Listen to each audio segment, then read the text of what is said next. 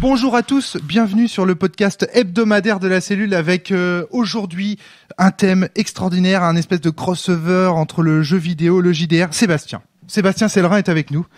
Et Sébastien, il se trouve que dans notre il y a plusieurs mois, dans le podcast sur le JDR, sur l'éditeur, tu as conclu ton discours sur l'édition en disant la chose suivante.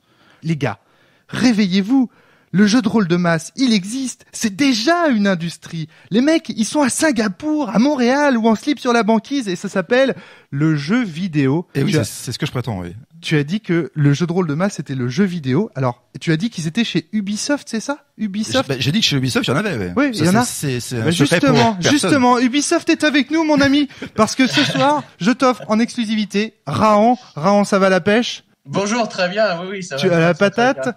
Donc, alors, oui. Comment présenter Raon? Raon, c'est l'un des hommes qui m'a donné envie de faire du podcast à la cellule, puisque il est l'ancien rédacteur en chef de Gameblog. Aujourd'hui, il est parti à Montréal vivre son aventure. De l'autre côté de la barrière. Absolument. Il est passé de l'autre côté de la barrière chez Ubisoft.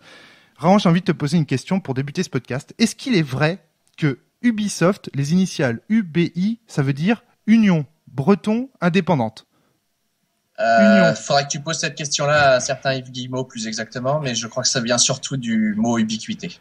Ah, je suis déçu parce qu'ici c'est un podcast breton indépendant, donc voilà, je suis un peu déçu. Je t'avoue, ce podcast commence mal. Nous sommes également on voulait avec crier Brezatao, mais bon, tant pis. Jeff vient de se faire entendre. Nous sommes avec Jeff également. Nous sommes avec Darky. Salut tout le monde. Et il y a un public nombreux puisqu'il est composé d'une personne, à savoir Pierre Milaz. Ouais, il est très actif. Super public. Alors, Sébastien, j'ai envie de commencer par toi. Alors, tu oses dire que le jeu de rôle de masse, ça s'appelle le jeu vidéo?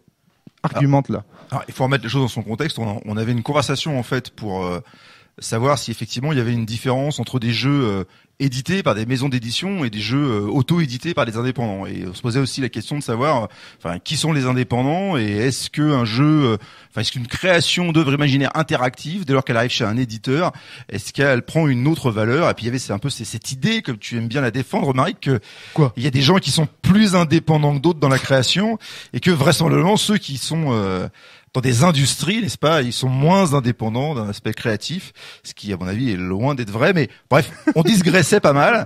Et je disais, mais oui, mais aujourd'hui, sur la question qui est de se dire, on va vivre une aventure, on va s'identifier à un personnage, et est-ce que ce type de proposition dans les cultures de l'imaginaire et dans les loisirs, est-ce que c'est le propre du jeu de rôle et est-ce que ça peut devenir un phénomène de masse?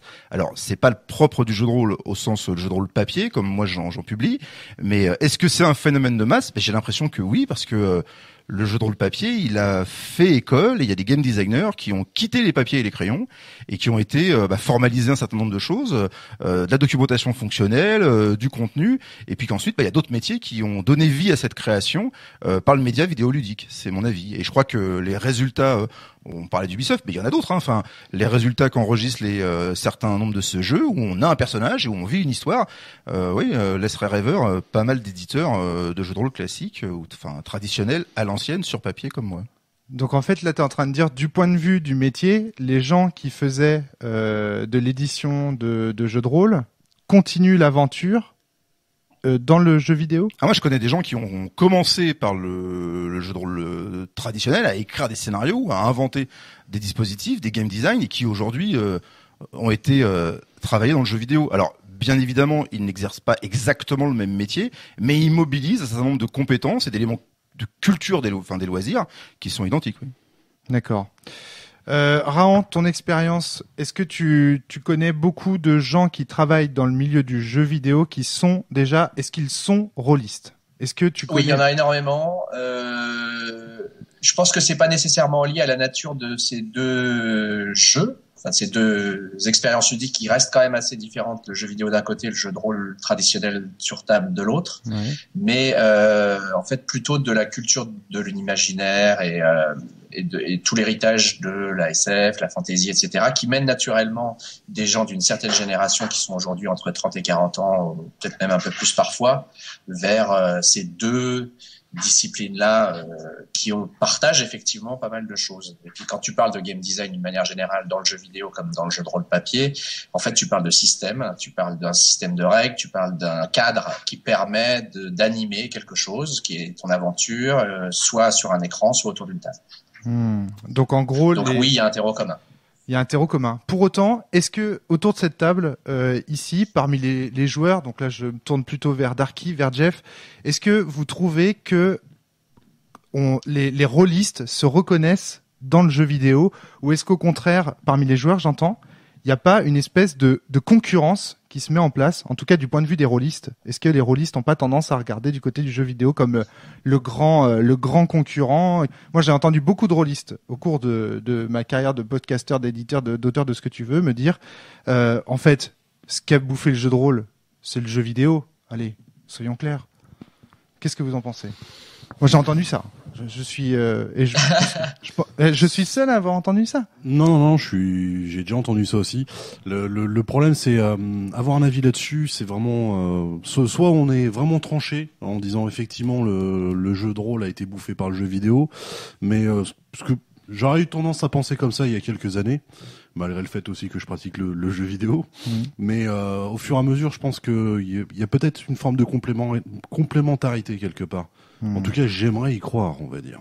Parce que la plupart du temps, tu vas jouer au jeu de rôle avec tes potes et compagnie, tu vas pratiquer le jeu vidéo de ton côté, même si de plus en plus, avec le côté online et autres, tu vas trouver d'autres humains, on va dire, autour. Moi, je suis un peu d'accord avec cette idée d'un jeu de rôle paternel, en fait, qui est un peu, c'est l'ancêtre. Il y a une histoire de patrimoine culturel geek. Je fais partie des rôlistes très jeunes, très récents. J'ai commencé il y a quelques années, qui viennent du jeu vidéo en fait. Typiquement, j'étais un gamer, un laner. Je faisais des LAN parties. Et puis avec mes potes, toutes les semaines, tous les mois, on se réunissait 3-4 jours, on faisait du Counter Strike, du Warcraft, etc. Et puis au bout d'un moment, on s'est dit bon, comment continuer à passer du temps entre potes et avec des jeux peut-être un peu plus chronophages encore, quoi, puisque plus on y passait du temps, plus ça nous plaisait. Et on s'est aussi intéressé, en fait, on s'est dit explorons le patrimoine culturel geek. Ouais. Parce qu'on entend trop de trucs, des super bons films qui sont vieux. Star Wars, désolé de vous le dire à cette table, c'est un très vieux film. Mais c'est un truc tout bon geek se doit d'explorer. Et le jeu de rôle, ça peut rentrer dans ce sens-là, mais on a l'impression... moi, j'étais très étonné de voir des gens vivants faire du podcast sur le jeu de rôle. Donc oui, il y a cet aspect... Des gens vivants. Il y a cet aspect... Toi, tu veux des petites claques. Ah, moi, j'arrive avec les pieds dans le plat. À la cellule, on vit dans le formol, faut le savoir. C'est pour ça que ça s'appelle comme ça. Non, mais beaucoup de gens qui jouent au jeu vidéo maintenant pensent que le jeu de rôle est mort quelque part. Il y a cet aspect, c'est le loisir des anciens, quoi. C'était les Grecs qui jouaient à ça, quoi. Alors, tu fais bien de parler des Grecs, parce que moi, ça me fait penser à la philo, pour le coup. On dit souvent ça, de la philosophie. Ce que tu viens de dire, c'est des choses que j'entends. Oui, voilà. Quand on explore la philosophie, on remonte aux anciens. Quand on disait, oui, la philosophie, c'est la mère des sciences. On entend ça souvent. On entend souvent que c'est le début parce que c'est les premières questions et en fait après, à terme, ces différentes questions se sont divisées en différentes branches, etc. Et là, tu es en train de nous faire la même chose avec le jeu de rôle. C'est-à-dire, oui, en fait, le jeu de rôle, c'est un peu la philosophie des loisirs vidéoludiques geeks. J'explique que ça peut être un ressenti. Voilà, d'accord. C'est intéressant. Parce que tu dis que c'est vieux quelque part, mais c'est pas si vieux que ça. Si tu parles de quoi? C'est quoi? Le jeu de rôle ou les deux? Les deux. Le les jeu deux, en vidéo. fait, sont nés, mais c'est ça qui est intéressant aussi, c'est de voir qu'en fait, en réalité, les deux sont nés plus ou moins au même moment. Mais oui, à l'échelle de la naissance d'un média ou d'un pan de culture, ils sont nés tous les deux à peu près aux alentours entre les années 60 et 70, mais ils sont pas nés exactement de la même chose. C'est-à-dire qu'au départ, c'est difficile de considérer que le jeu vidéo est né, si tu veux, d'un besoin de l'imaginaire. C'est plutôt né en fait par la science et des scientifiques qui s'amusaient avec des oscilloscopes, quoi. Donc l'origine même de chacun des deux est différente, parce que le jeu de rôle, lui, je pense qu'on peut plus facilement l'attribuer justement dès le départ et dès ses premiers embryons d'existence à comment raconter des histoires de manière collective et jouer avec ces histoires de manière collective, ce qui n'est pas nécessairement le cas du jeu vidéo. C'est plus tard finalement que les deux ont commencé à se mélanger, quand ils ont tiré tous les deux leur substantifique moelle de ces cultures de l'imaginaire qu'on mentionne. Moi, je les rapporte pas nécessairement au geek, mais peu importe. Enfin, c'est ces cultures de l'imaginaire qui se sont mélangées à ça parce que en fait, il nous faut un support. Quand tu vas raconter des histoires ou quand tu vas jouer, il te faut un support. Les deux objets sont différents, mais les supports partagent énormément. Et ces supports, c'est l'imaginaire, les histoires, les personnages. Ah d'accord, c'est ça que t'appelles un support. Parce que moi, du coup, Oui. je m'imaginais comme une console de jeux vidéo avec écrit PS4 Je parle d'un support ludique, en l'occurrence. J'ai escamoté un mot, mais c'est ce que j'appellerais le support ludique. C'est-à-dire le matériau qui va te permettre de jouer. Sébastien. Après, la façon dont tu formates cet aspect ludique, c'est-à-dire le game design, lui aussi partage des choses, que tu sois du côté jeu vidéo ou du côté jeu de rôle. C'est les règles, c'est les systèmes qui permettent de cadrer une situation et de savoir où on va. Voilà. Mais la vraie différence fondamentale, entre, à mon avis, entre le jeu de rôle papier et le jeu vidéo, c'est les contraintes que l'un et l'autre posent sur l'imaginaire. Dans le jeu de rôle, il y en a très peu. C'est quelque chose d'extrêmement libre. On peut faire ce qu'on veut. Il n'y a pas une composante humaine qui est très importante sur l'expérience que chacun des joueurs va partager. Dans le jeu vidéo, on est très contraint techniquement par tout un tas de trucs. Que ce soit, je sais pas, le moteur de jeu, les game design, etc., qui font que, en réalité, aujourd'hui, même s'il y a des choses qui semblent similaires entre les deux, notamment quand tu t'intéresses au MMO, qui est un style de jeu particulier et commun où plusieurs joueurs vont partager des aventures ensemble, et au jeu de rôle papier, il y a des choses en commun, mais tu peux pas tout faire dans le jeu vidéo pour des questions techniques. Si demain nous pouvions imaginer une utopie où il y aurait pas ça, peut-être que le jeu de rôle serait sacrifié sur l'autel d'un jeu vidéo de masse. Tais-toi, Raon, tais-toi. Tais-toi, si tu viens pour dire des trucs comme ça, mais retourne au Canada. J'espère que je serai déjà mort le jour où ça arrivera, ce truc-là. Alors, Sébastien, je te voyais réagir. Non, mais tu me demandes de réagir, mais il s'est dit énormément de choses, alors oui, j'ai essayé de reprendre Essaye de reprendre le fil. Tu veux un petit brouillon, un petit papier? Non, bah, ça va aller, je pense. Ça va J'ai aller. une bonne mémoire en général, parce que vu contrairement que le aux jeu de rôle est ordinateurs, lancé. je ne suis pas limité à des D'accord. éléments électroniques, en fait, pour gérer ma mémoire. Ah. Donc ça se passe plutôt bien de ce côté-là. Non, je reviens un peu précédemment, en fait, sur ce qui était dit par rapport au ressenti des rôlistes. D'accord. Je vais enterrer ça définitivement. De tout temps, dans les groupes de joueurs de jeux de rôle, par le fait que c'est une activité où on est plusieurs et où il n'y a pas forcément un management de l'activité. C'est-à-dire que quand on fait du sport, il y a un management de l'activité. Il y a des clubs, il y a une compétition, donc il y a quelque chose qui pousse chaque. Il y a des clubs de jeux de rôle. Oui, mais on n'est pas dans la même perspective. Ça repose quand même davantage sur la bonne volonté de chacun, en fait. Il n'y a pas ce côté.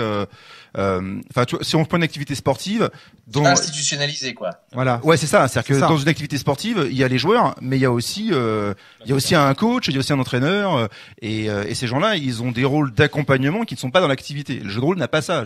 Finalement, le meilleur de jeu. Il a ça dans sa forme traditionnelle par l'intermédiaire du maître de jeu. Oui, mais ça reste pas une grande fédération qui donne justement les médailles au maître de jeu et qui dit vous êtes accrédité à être maître de jeu ou ce genre de choses, tu vois. Ouais. Effectivement. Mais c'est un petit peu, en fait, c'est ce que vous décrivez, c'est un système organique. C'est-à-dire qu'en fait, celui qui a le plus envie de raconter l'histoire plutôt que de la vivre va devenir naturellement le maître de jeu sans que des questions se posent nécessairement à ce niveau-là sur qui doit tenir ce rôle. Et évidemment, c'est pas du tout la même expérience quand t'es derrière le paravent que quand t'es devant. Et donc ce caractère organique. Ce processus se fait organiquement. Là où dans le sport, c'est pas nécessairement le cas. Les leaders émergent, ceux qui veulent prendre les rênes sont un type c'est pas un jugement de valeur, hein. Je dis pas qu'un leader est forcément mieux qu'un suiveur, pour prendre un autre mot, c'est une mauvaise terminologie tout ça, mais ce que je veux dire, c'est que en fait ce processus organique, quand il est à petite échelle comme c'est le cas dans le jeu de rôle, il se fait naturellement en général sans qu'il y ait énormément de friction. Dans d'autres disciplines, c'est plus pareil, parce que ça concerne beaucoup plus de monde. Si demain le jeu de rôle était une activité vraiment complètement démocratisée, de masse, etc., il y aurait probablement plus de friction à ce niveau-là. Il y aurait plus de fric, surtout, avant de friction. Donc, ce que je veux dire, c'est que cette dimension organique fait qu'il y a régulièrement des moments, des gens qui sont plus investis que d'autres et qui ont du mal à avoir de la légitimité, en fait, pour tirer les autres. Ils ont que leur passion et que leur envie d'en faire davantage. Et eux, ce qu'ils voient, en fait, c'est qu'il y a des gens qui ont moins envie qu'eux. Et comme il n'y a pas de cadre qui crée une forme d'obligation ou qui facilite les rencontres ou qui crée une dynamique de groupe, parce que ça reste organique, et ben il y a régulièrement des gens, non pas qui s'en vont, mais où ceux qui sont très impliqués ont l'impression que les autres s'en vont. Et en fait, ils les voient se mettre à jouer à autre chose. Et donc, le jeu de rôle, au fil des décennies, on a dit, oh là là, voilà, ils se sont mis à jouer aux jeux de cartes à collectionner, ils font plus de jeux de rôle. Et puis après, on a dit, ils sont mis à faire des jeux vidéo. Et puis, il y aura toutes sortes de choses comme ça. Je pense que c'est propre, effectivement, au fait que c'est organique. Donc ça, c'est pour dire que il faut pas trop prêter attention, je pense, au ressenti des joueurs, parce qu'il y aura toujours des gens qui sont plus investis, qui ont plus envie de participer, qui ont plus envie de jouer, et qui trouveront que les autres sont pas au rendez-vous et ils auront besoin d'un bouc émissaire d'une certaine manière. C'est précisément cette mécanique qui instaure aussi beaucoup de drama dans les MMO. Hein.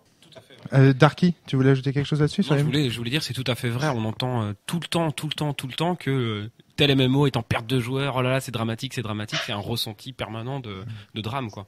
Est-ce qu'il y avait autre chose sur lequel tu voulais réagir? Sébastien, je te voyais notamment tiquer quand il disait que le jeu de rôle fixait moins de contraintes à ses joueurs que le jeu vidéo. Lorsque Raon disait ça, je te voyais tiquer là-dessus.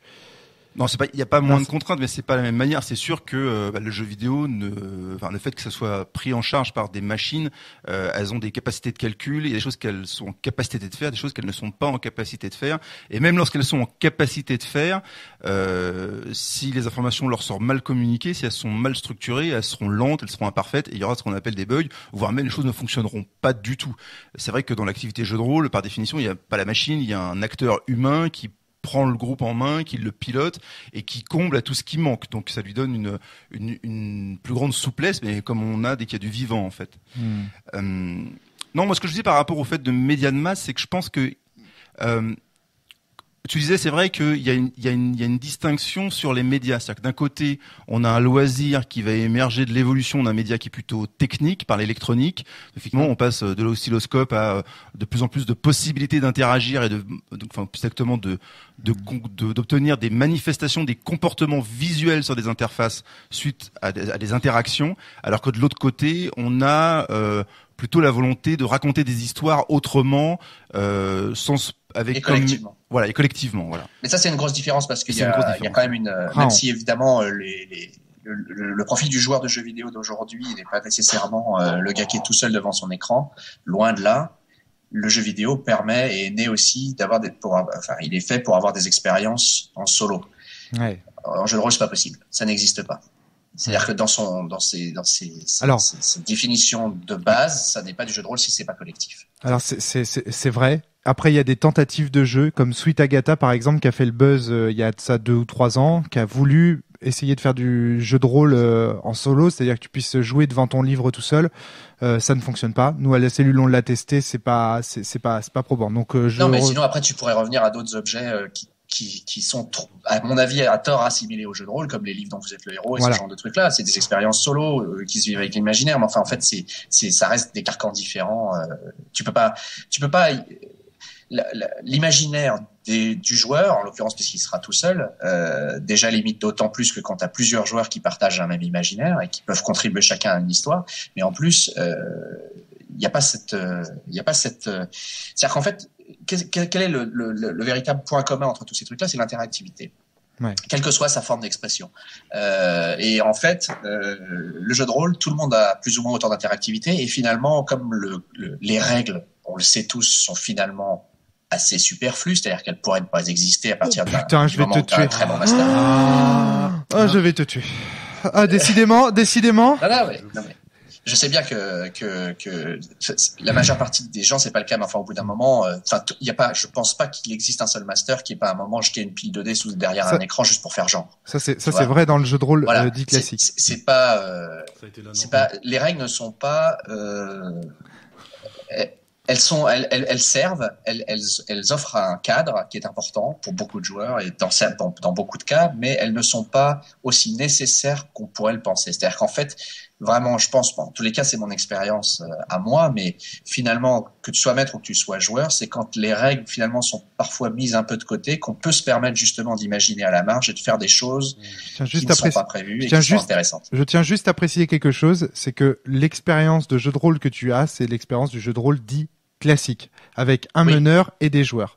Donc voilà, c'est juste pour préciser ça, c'est que là ici, Rahan parle du jeu de rôle classique comme s'il s'agissait du jeu de rôle seulement. Et nous, par exemple, en fait, le jeu de rôle dont tu parles, si tu veux, ça fait depuis environ 5 ou 6 ans qu'il devient 50% de ce qui est joué dans le monde. Non, beaucoup plus, je pense. Tu veux dire sans règles ? Oui, en fait, je pense que le jeu de rôle dont tu parles, c'est un jeu de rôle dans lequel le système de jeu, c'est un meneur qui joue globalement le rôle de l'écran dans le jeu vidéo et des joueurs qui jouent les gens qui ont les manettes, d'accord, avec des personnages, exact. D'accord. Ce problème, c'est que ce modèle de jeu de rôle est en train d'exploser à l'heure actuelle. on est en train de se rendre compte qu'en fait, à partir du moment où plusieurs personnes se rassemblent autour d'une table pour raconter une histoire en prenant en considération ce qui a été dit précédemment, c'est du jeu de rôle. Et donc du coup, l'autorité du meneur aujourd'hui peut être répartie sur différents joueurs. Je te donne un exemple. Darky fait le décor, Sébastien il joue toutes les relations de ta famille, moi je joue tous tes ennemis et toi tu joues le héros.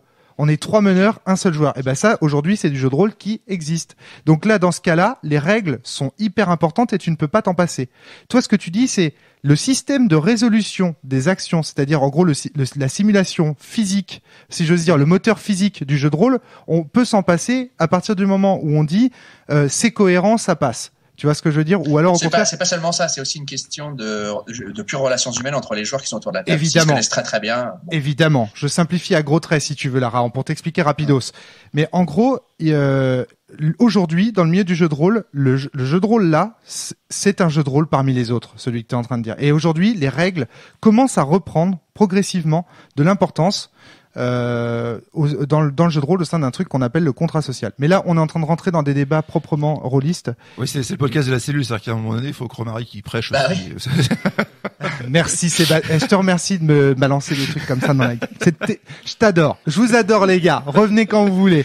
Je voudrais revenir sur... Non, mais c'est vachement important de je voudrais revenir sur mon propos, à savoir qu'effectivement, je pense que oui, ça devient, enfin, je pense que le jeu vidéo permet à l'expérience jeu de rôle, c'est-à-dire le fait d'avoir un rôle et de se confronter à une histoire, ça devient un média de masse et ça va faire du bien, je pense, aussi au jeu de rôle, parce que je crois qu'il y aura un moment où il y aura des gens plus passionnés que d'autres, ou qui auront peut-être un plus grand vécu d'aventure interactive, qui voudront savoir d'où ça vient en fait, et qui découvriront notamment que certains des univers qu'ils adorent et qu'ils croient comme être qu'ils envisagent comme des créations ex nihilo, des innovations formidables de leur époque, et découvriront que non en fait, pas du tout, qu'il y a eu d'autres médias plus ou moins parents, plus ou moins voisins, qui sont venus avant et qui racontaient avec d'autres outils des histoires dans lesquelles on avait un rôle, quoi. Je peux poser une question à Rahan.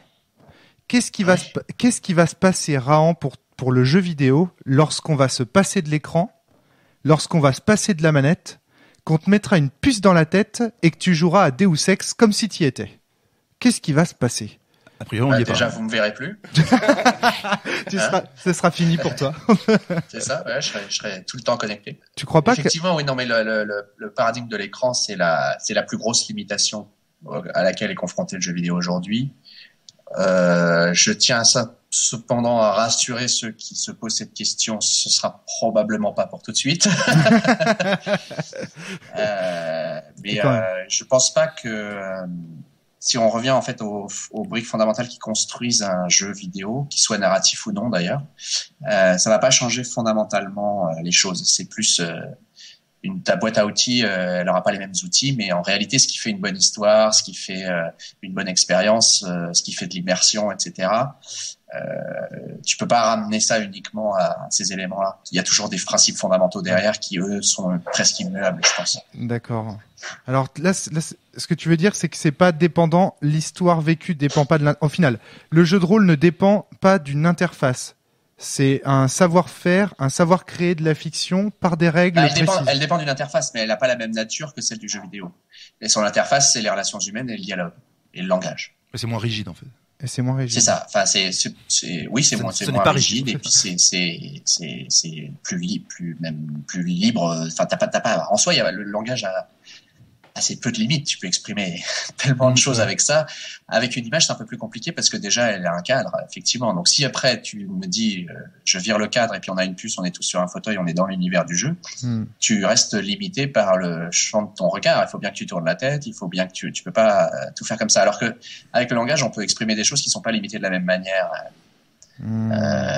Ça me paraît beaucoup plus libre en fait le jeu de rôle. C'est pour ça aussi je pense qu'il disparaîtra jamais non plus. Même si on arrivait dans un paradigme où le jeu vidéo serait affranchi de l'essentiel de ses contraintes techniques, il y aura toujours besoin de faire tourner des systèmes derrière en fait. Ce qui n'est pas nécessairement le cas du jeu de rôle. Tu peux comme ce que tu me décrivais sur le multi-mastering ou la réorganisation de l'autorité autour d'une table de jeu de rôle, c'est quelque chose qui est compliqué à envisager dans le paradigme du jeu vidéo, quelle que soit l'interface avec laquelle tu utilises, que ce soit un écran, une manette ou autre chose. Ok. Jeff, ça fait 3 plombes que tu lèves la main, je te donne pas la parole. Merci Romaric. Qu'est-ce que tu voulais dire? En gros, ce que je voulais dire, c'est au tout début, moi, je veux parler de complémentarité. Je voulais m'expliquer là-dessus. Ouais. Je voudrais juste qu'on parte du principe, donc jeu vidéo, jeu de rôle, il y a jeu dedans. J'en fais exprès, je vais enlever le côté jeu et mettre vraiment le côté fiction, parce que au fur et à mesure de ce qu'on peut voir dans l'industrie du jeu vidéo, avec des jeux par exemple de David Cage et compagnie, de plus en plus. David Cage, monsieur est français. Je crois qu'il aimerait qu'on dise Cage en fait, mais. Ah bon, En fait, si tu veux, tu peux l'appeler David de Grutola. David de Grutola. C'est son vrai nom. David de Grutola. David de Grutola. Bah, tu vois, au moins j'ai appris quelque chose. Merci Ran. Vraiment un con. Mais c'est clair. Bon, donc je voudrais juste mettre la comparaison au niveau de la fiction entre les deux. Ouais. Et c'est là, je pense, qu'il y a quelque part une complémentarité. De plus en plus qui commence à se faire. C'est-à-dire, par rapport au propos que tu avais, toi, Sébastien, de dire que au fur et à mesure du jeu de rôle, ça passe aux jeux vidéo, notamment au niveau des personnes qui y travaillent. Je pense qu'au fur et à mesure, il y a quelque chose de faire en sorte que la fiction soit de plus en plus interactive. Chez nous, j'oserais dire chez nous, au jeu de rôle, elle est vraiment très interactive. C'est-à-dire que tu vas pas choisir, tu vas te retrouver face à un personnage non-joueur, tu vas pas avoir 3 lignes de texte à choisir, tu vas pouvoir dire directement ce que tu as envie. Et ça va influer sur l'histoire. Et le jeu vidéo, je pense, tend à vouloir prendre ce côté-là, on va dire. En fait, moi je pense que tu vois, un jour on jouera, c'est-à-dire que le meneur, il parlera et il y aura du code, il y aura quelque chose qui travaillera en amont, qui pour analyser ces mots et montrer une image de ce qu'il est en train de décrire. C'est une lecture très angélique des possibilités du code, en fait. Ouais, je pense que c'est une vision naïve des choses. Effectivement, peut-être. T'as raison, Sébastien. Bah, c'est-à-dire surtout qu'elle est pas nécessairement naïve, mais elle a une application technique qui est d'autant plus forte, en fait, parce que il faut que tu codes ce parseur, il faut que tu codes ces manières d'interpréter le langage, il faut que tu envisages aussi que les gens ne parlent pas tous de la même manière, n'ont pas exactement la même charge sémantique quand ils parlent, et enfin, ça devient très vite très compliqué. Ouais, t'as raison, c'est impossible. On pourrait donner une première étape Sébastien. déjà, tu vois, c'est qu'une appli de traduction fasse pas d'erreur. Tu vois, c'est clair. Non mais vous avez raison. Ouais, par rapport, enfin, le langage c'est compliqué en fait. C'est une chose qu'on oublie toujours, c'est qu'on a accès au langage, donc on a l'impression que c'est simple et que ça va être facile de le coder et puis que. Mais non, enfin donc. Je suis philosophe du langage, Sébastien. Je sais que c'est compliqué. Du coup, juste pour terminer, donc, je défends ce côté un peu. Donc toi, tu pars sur la fiction. Hein. Moi, effectivement, bon, ça c'est mon violon d'ingre perso, mais après d'un autre côté, ce qui va se passer, c'est donc je parlais de l'interactivité, donc c'est ce qui va être recherché côté jeu vidéo, qui va être pris du côté jeu de rôle, mais l'inverse, ça va être justement plus le visuel, c'est-à-dire au moins dans le jeu vidéo, l'avantage, c'est que tu vas parler d'un univers, mais voilà, il y a des looks, il y a des personnages, il y a des décors, et du coup, je pense qu'au jeu de rôle, c'est ce qu'on essaie de prendre aussi quelque part dans le jeu vidéo. Voilà, c'est la fin de ma démonstration. Mais on pourrait parfaitement imaginer dans un univers utopique et en s'affranchissant de toutes les problématiques techniques que ça va engendrer, mais qu'en fait les deux peuvent tout simplement se réunir et devenir un seul et même objet. Mais oui, c'est ça que je voulais dire tout à l'heure. C'est ça l'expérience de pensée que je proposais, c'était ça. C'était de dire un jour ça deviendra un même objet. Et si c'est le cas, l'assertion de Sébastien quand il dit le jeu de rôle de masse, ils sont en train d'y travailler, c'est le jeu vidéo. Si on a en tête cet objectif-là, eh ben, elle est vraie. Non, c'est ça. Je ne crois pas qu'il y a des gens qui sont oui. en train d'y travailler. Je crois qu'il y a un constat de fait. C'est-à-dire qu'il y a des gens qui ont eu pour vocation de raconter des histoires, de proposer en fait des dispositifs pour que ces histoires soient vraiment très vraisemblables et très immersives. Ouais. Et quand on se donne cette vocation-là et qu'on souhaite en faire son métier et que ça soit pérenne, c'est-à-dire aussi rejoindre une équipe qui fait qu'on touche un salaire tous les mois, eh ben je pense que oui, assez naturellement aujourd'hui, on va plutôt se former dans des écoles de game design et se tourner vers les studios de développement ou les gros éditeurs de jeux vidéo parce qu'ils sont en capacité de rendre cette vocation, de la transformer en un métier pérenne. Donc là, et c'est vraiment par ailleurs, pragmatique. effectivement, ce que cette industrie propose, c'est effectivement une manière de vivre des histoires qui est extrêmement mass média parce que justement elle est vidéo et qu'on est dans une civilisation où aujourd'hui on est quand même pas mal élevé par les médias audiovisuels en fait, qu'ils soient interactifs ou par très l'écran même autoritaires. en général, parce que tu peux y rajouter les tablettes, les smartphones, tout. Enfin, je veux dire, les écrans sont présents. Mais Alors moi, mon problème, pardon, excuse-moi Jeff. Sébastien me fournit inconsciemment un exemple tout bête. Moi, je prendrais le cas de Mass Effect, par exemple, le jeu. Ce qu'ils ont fait quand même, c'est un boulot. Je parle pour créer l'univers. Hein. Je parle pas pour le faire visualiser sur un écran. Le boulot qu'ils ont fait, c'est un boulot que pourraient faire tout simplement des concepteurs de jeux de rôle au travail de du point de vue de l'univers. Du point de vue de l'univers. Excusez-moi, depuis tout à l'heure, je suis vraiment sur l'aspect fiction et univers, moi de mon côté. Mais oui, c'est ça en fait. Clair. Si on se focalise sur l'univers, il est clair et évident que les gens qui font du jeu vidéo et du jeu de rôle font le même boulot, créer un univers. Alors, ils font pas le même travail parce que excuse-moi, ils formalisent pas à destination des mêmes métiers. C'est-à-dire que il y a en amont, il y a une étape effectivement qui consiste à rédiger une bible et à décliner des intentions. Donc ça effectivement, on peut décliner les intentions sur à quoi va ressembler un univers, comment vivent les gens, comment la société s'organise, quel est le système, sans avoir à se demander à quel média ça va être confié. Donc quand même assez rapidement, le game designer qui travaille sur une œuvre imprimée à destination d'un meneur de jeu qui met en scène pour autrui, et le travail d'un game designer qui formalise une documentation pour des développeurs et qui lui ensuite prend à sa charge des éléments de syntaxe de code par rapport à la technologie retenue pour quantifier et formaliser le contenu. Bon.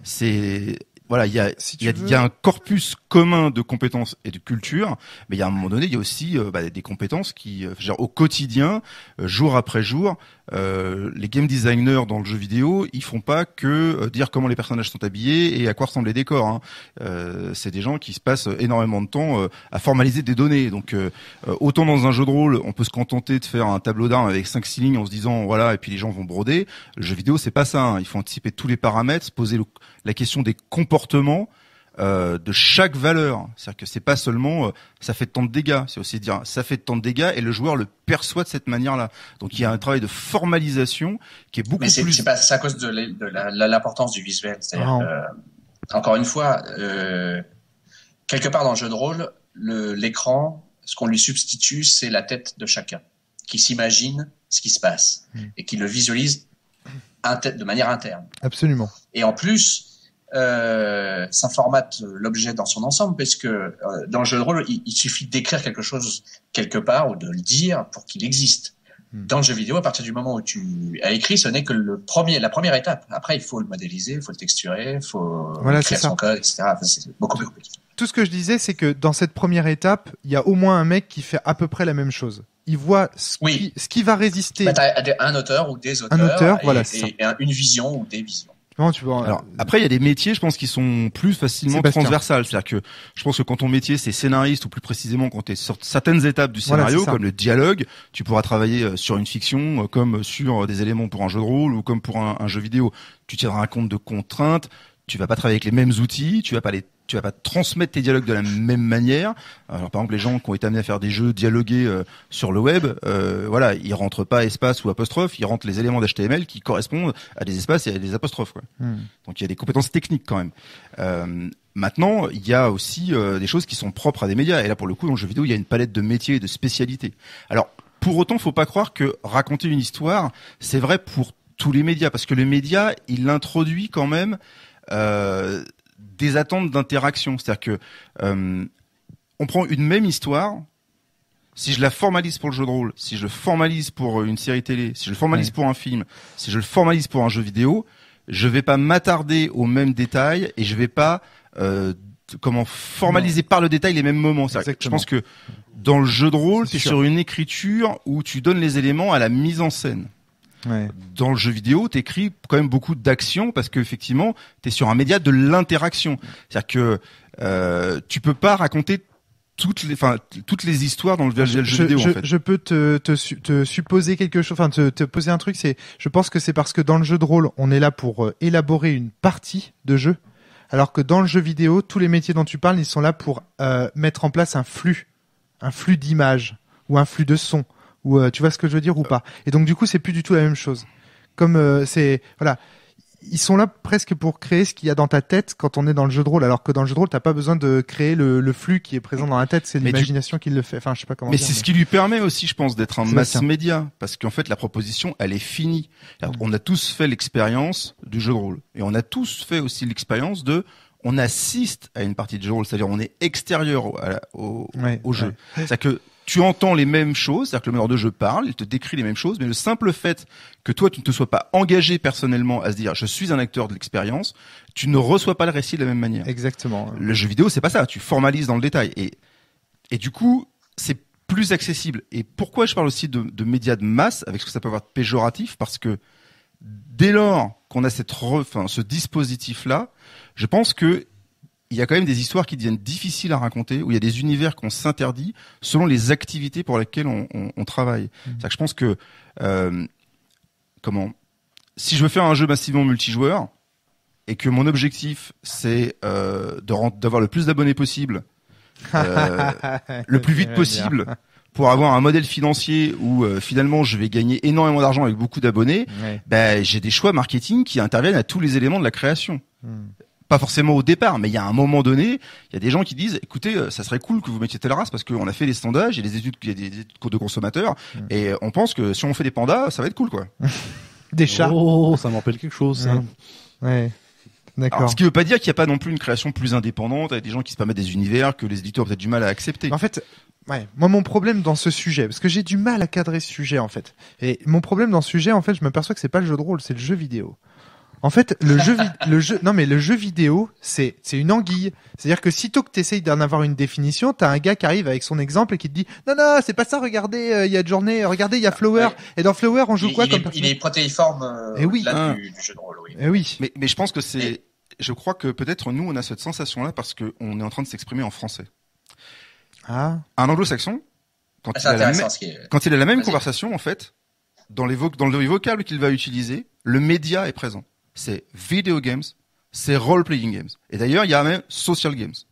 D'accord. C'est-à-dire que les gens, quand tu es dans le monde anglo-saxon et que tu fais du game design, quand tu travailles sur un social games, tu admets, en fait, même inconsciemment, que t'es pas en train de faire un jeu vidéo, en fait. Ouais.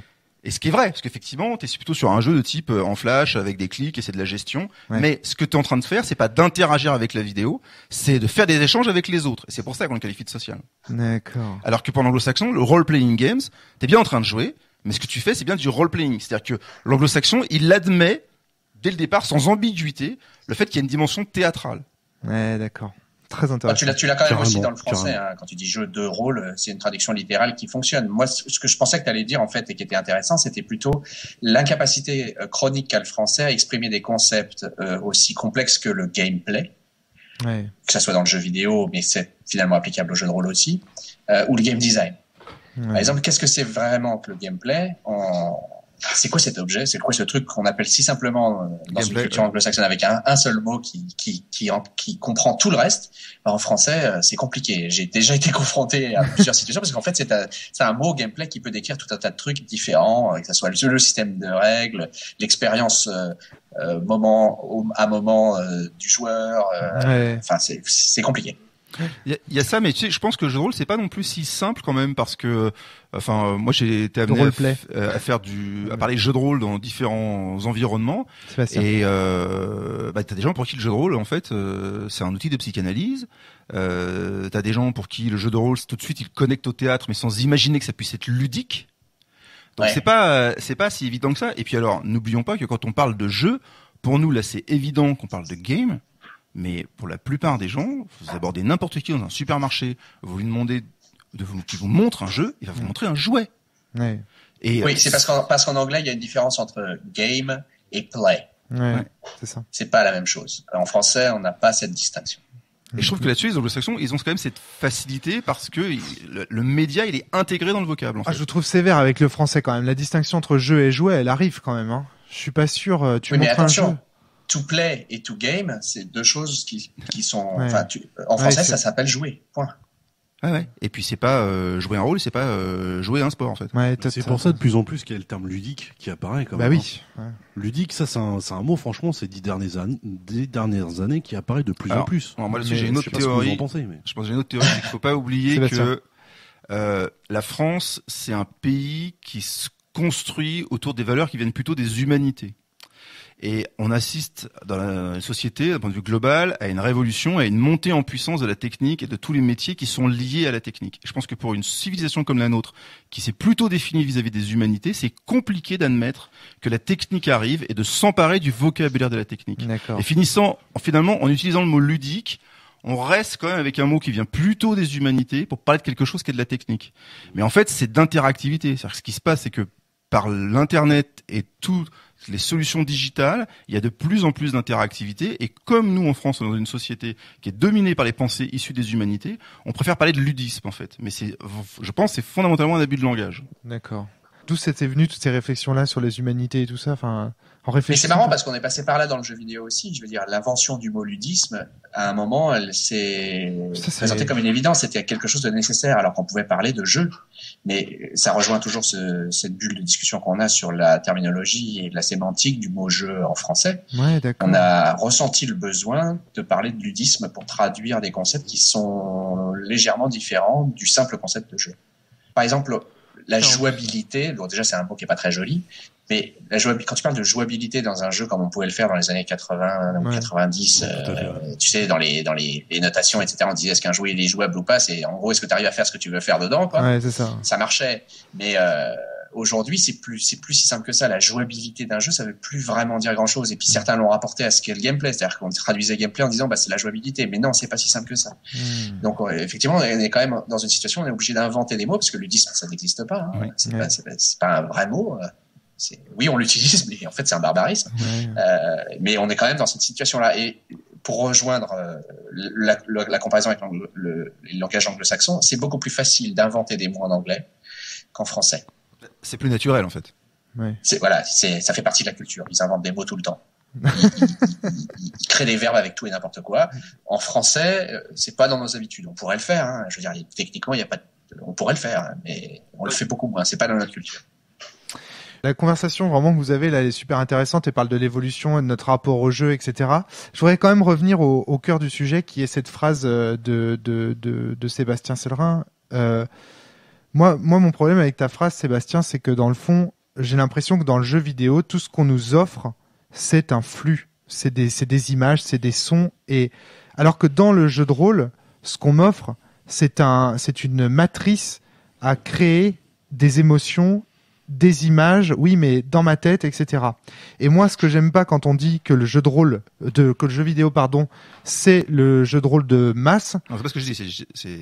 C'est pas réciproque en fait. Ça, c'est pas parce que il y a un jeu de rôle de masse qui, à mon avis, existe et qui est porté par le média vidéoludique parce qu'il a cette facilité par l'image que le jeu vidéo, c'est le jeu de rôle de masse. C'est pas réversible. En fait. Alors tu trouves que le jeu vidéo encourage les gens du coup à pratiquer le jeu de rôle au final? Est-ce que c'est ça que tu veux dire? Là, du coup, je comprends plus trop bien ce que tu veux dire. Non, je pense qu'il y a plein de gens pour qui le jeu de rôle, c'est le jeu vidéo, en fait. Pour qui le jeu de rôle, c'est le jeu vidéo? Ça, c'est une confusion. RPG, non? Qui est le fruit de l'ignorance. Non, mais il y a de ça, mais il n'y a pas que ça. Je pense qu'il y a aussi le fait que, justement, c'est vidéoludique. Donc déjà, je pense que c'est moins élitiste, parce que l'air de rien, le fait d'être sur une interaction avec la télévision ou l'écran, c'est pas la même chose que l'interaction avec un livre. Il y a une partie des choses dont tu ne t'occupes pas parce qu'elles sont gérées par le jeu lui-même, ce qui n'est pas le cas dans le jeu de rôle. Oui, c'est vrai, mais moi je pensais même d'un point de vue, tu vois, symbolique et sociétal, c'est-à-dire que le fait de faire une activité où tu es en interaction avec l'écran, c'est perçu comme étant, je pense, plus populaire et plus lié au divertissement de nos jours que d'avoir une interaction qui passe par le livre au préalable, qui est tout de suite vécu comme quelque chose qui est plutôt de l'académique, en fait. Tout à fait, mais c'est aussi ce genre de mécaniques qui sont des freins finalement à la démocratisation d'une activité. Tu l'as aussi avec le simple terme de jeu, c'est-à-dire que pendant des années, on s'est quand même battu pour montrer que le jeu, pour faire comprendre aux masses que jeu vidéo, c'est pas nécessairement pour les enfants, sous prétexte qu'il y a le mot jeu dedans. Ouais. Et ça va être plus facile d'expliquer ce qu'on peut vivre, de passer par des moyens détournés, d'essayer de faire comprendre que c'est pas si simple que ça. Et effectivement, tu as cette même problématique avec le bouquin, c'est-à-dire que l'objet livre Quand tu le prends comme ça, tout de suite les gens se disent oh putain, il va falloir que j'y passe des heures, il y a pas d'image ou très peu, ou enfin l'horreur quoi. Alors que dans les faits, sur le jeu vidéo, ils vont y passer des heures. Bon, du moins, on l'espère. Ouais. C'est ça. Voilà. Ouais, mais c'est ça. Mais c'est important, mais c'est vrai. On en vient au cœur du sujet là, je crois. Alors, juste 30 secondes. Non, tu veux rajouter un truc? Après, oui, je voulais juste rajouter une chose par rapport à ce que disait Aaron sur la jouabilité. Ce qui fait aussi qu'il y a beaucoup de gens qui sont allés vers le jeu vidéo. C'est justement parce que le jeu vidéo, il donne des garanties sur la jouabilité. C'est-à-dire que quand tu joues à un jeu vidéo, il marche pas, il marche bien, pas bien, il pourrait être mieux. Enfin, je veux dire, il y a quand même une façon d'apprécier le gameplay de manière objective. T'appuies sur tel bouton, il se passe tel truc. Exactement. Ouais. Et dans le jeu de rôle, il y a quand même il y a une partie déceptive qui est, le jeu il est peut-être bien, mais avec tel meneur de jeu, c'était pas bien. Ouais. Où je découvre en le lisant après que en fait le jeu c'est pas exactement ce qu'on a joué avec mes potes parce que le meneur de jeu il a introduit quelque chose. Putain. Et notamment, je pense qu'il y a ce dont tu parles, c'est l'importance de l'investissement des pratiquants. Il y a ça, vidéo, ouais, mais il y a aussi. Il y a une dimension importante de plus je donne au jeu, plus le jeu va m'en renvoyer. Mais dans le jeu de rôle, c'est complètement décuplé. C'est-à-dire qu'effectivement, si tes joueurs, ils n'ont pas une capacité à imaginer, une capacité à vivre ces histoires et une très bonne entente autour de la table, ou en tous les cas des choses, peut-être pas nécessairement une très bonne entente, mais en tous les cas des choses qui vont gérer de l'interaction intéressante et rendre l'expérience intéressante, ça ne marchera pas. Du tout. Il y a ça, mais il y a aussi des jeux de rôle qui ont des systèmes de résolution qui sont extrêmement complexes. Il y a des meneurs de jeu très habiles qui arrivent à les mettre en scène, à n'oublier aucune règle et à faire progresser les personnages de manière objective. Et c'est pas le cas de tout le monde. Et t'as beaucoup de gens, en fait, qui ont joué certains jeux de rôle qui étaient extrêmement simulationnistes, techniques, avec beaucoup de paramètres chiffrés et qui recherchaient là-dedans des sensations fortes parce que les situations de combat à répétition, le fait de pouvoir comparer objectivement les personnages avec des performances en se disant moi j'ai fait tant de critiques, moi je suis monté à tant de niveaux, moi j'ai marqué tant de points d'expérience de plus. Et je pense que quand on avait cette attente-là par rapport à certains jeux de rôle, eh bien, il y avait toujours la question de se dire, mais est-ce que le jeu de rôle, il est objectif? Est-ce qu'il n'est pas partial? Est-ce que le meneur de jeu est le mieux placé pour m'assurer que l'expérience de jeu, elle est totale, complète et efficiente? Ce qui est une responsabilité que tu décharges sur les créateurs d'un jeu vidéo dans le domaine du jeu vidéo. Absolument. Effectivement. Et je pense que tu vois, nous, dans le jeu de rôle, on a vécu petit à petit le tassement de certains jeux qui étaient extrêmement simulationnistes avec beaucoup de règles. Rollmaster. Ben ouais, je pensais à Rollmaster, par exemple, mais tu sais, mais même sans Rollmaster, Donjons & Dragons a connu aussi une évolution avec de plus en plus technique, avec une édition où il y a figurines, beaucoup de paramètres qui relèvent finalement du level design, ou avec un souci du détail qui est comparable à celui d'un jeu vidéo. Et dans les faits, les joueurs, ils sont passés aux jeux vidéo, tu vois, parce que si c'est pour avoir cette complexité-là, le fait que ça soit complètement invisible parce que digéré par la machine, parce que le code est bien pensé, si en plus par ailleurs il est mis en scène sur le média vidéoludique, c'est banco, quoi. Ce que tu es en train de dire, c'est que tant que le jeu de rôle reste un simulateur de physique pour se faire affronter des joueurs ou pour vivre des aventures, eh bien, il est en compétition avec le jeu vidéo. Ah bah de toute façon, c'est simple. Moi, j'ai deux anecdotes. Les gens qui ont pensé les premiers systèmes de jeu de rôle, certains ils sont partis dans le jeu vidéo. Enfin, c'est un secret pour personne. Sandy Peterson, il a très vite arrêté l'appel de Cthulhu pour aller faire du jeu vidéo. Ouais. Et à côté de ça, Livingstone aussi, pareil. Voilà. Et les gens qui étaient à Rollmaster, la plupart des gens de cette équipe-là, en fait, ils sont allés dans le trading à haute fréquence aujourd'hui. D'accord. Ouais. Donc ils étaient dans l'intérêt de la modélisation du système et finalement, in fine, ce qui les intéressait, c'était pas tant les histoires et les personnages. Et c'est pour ça que Rollmaster a ce look-là. Et on voit bien que ces gens dans leur parcours, ils sont partis faire autre chose. Hein.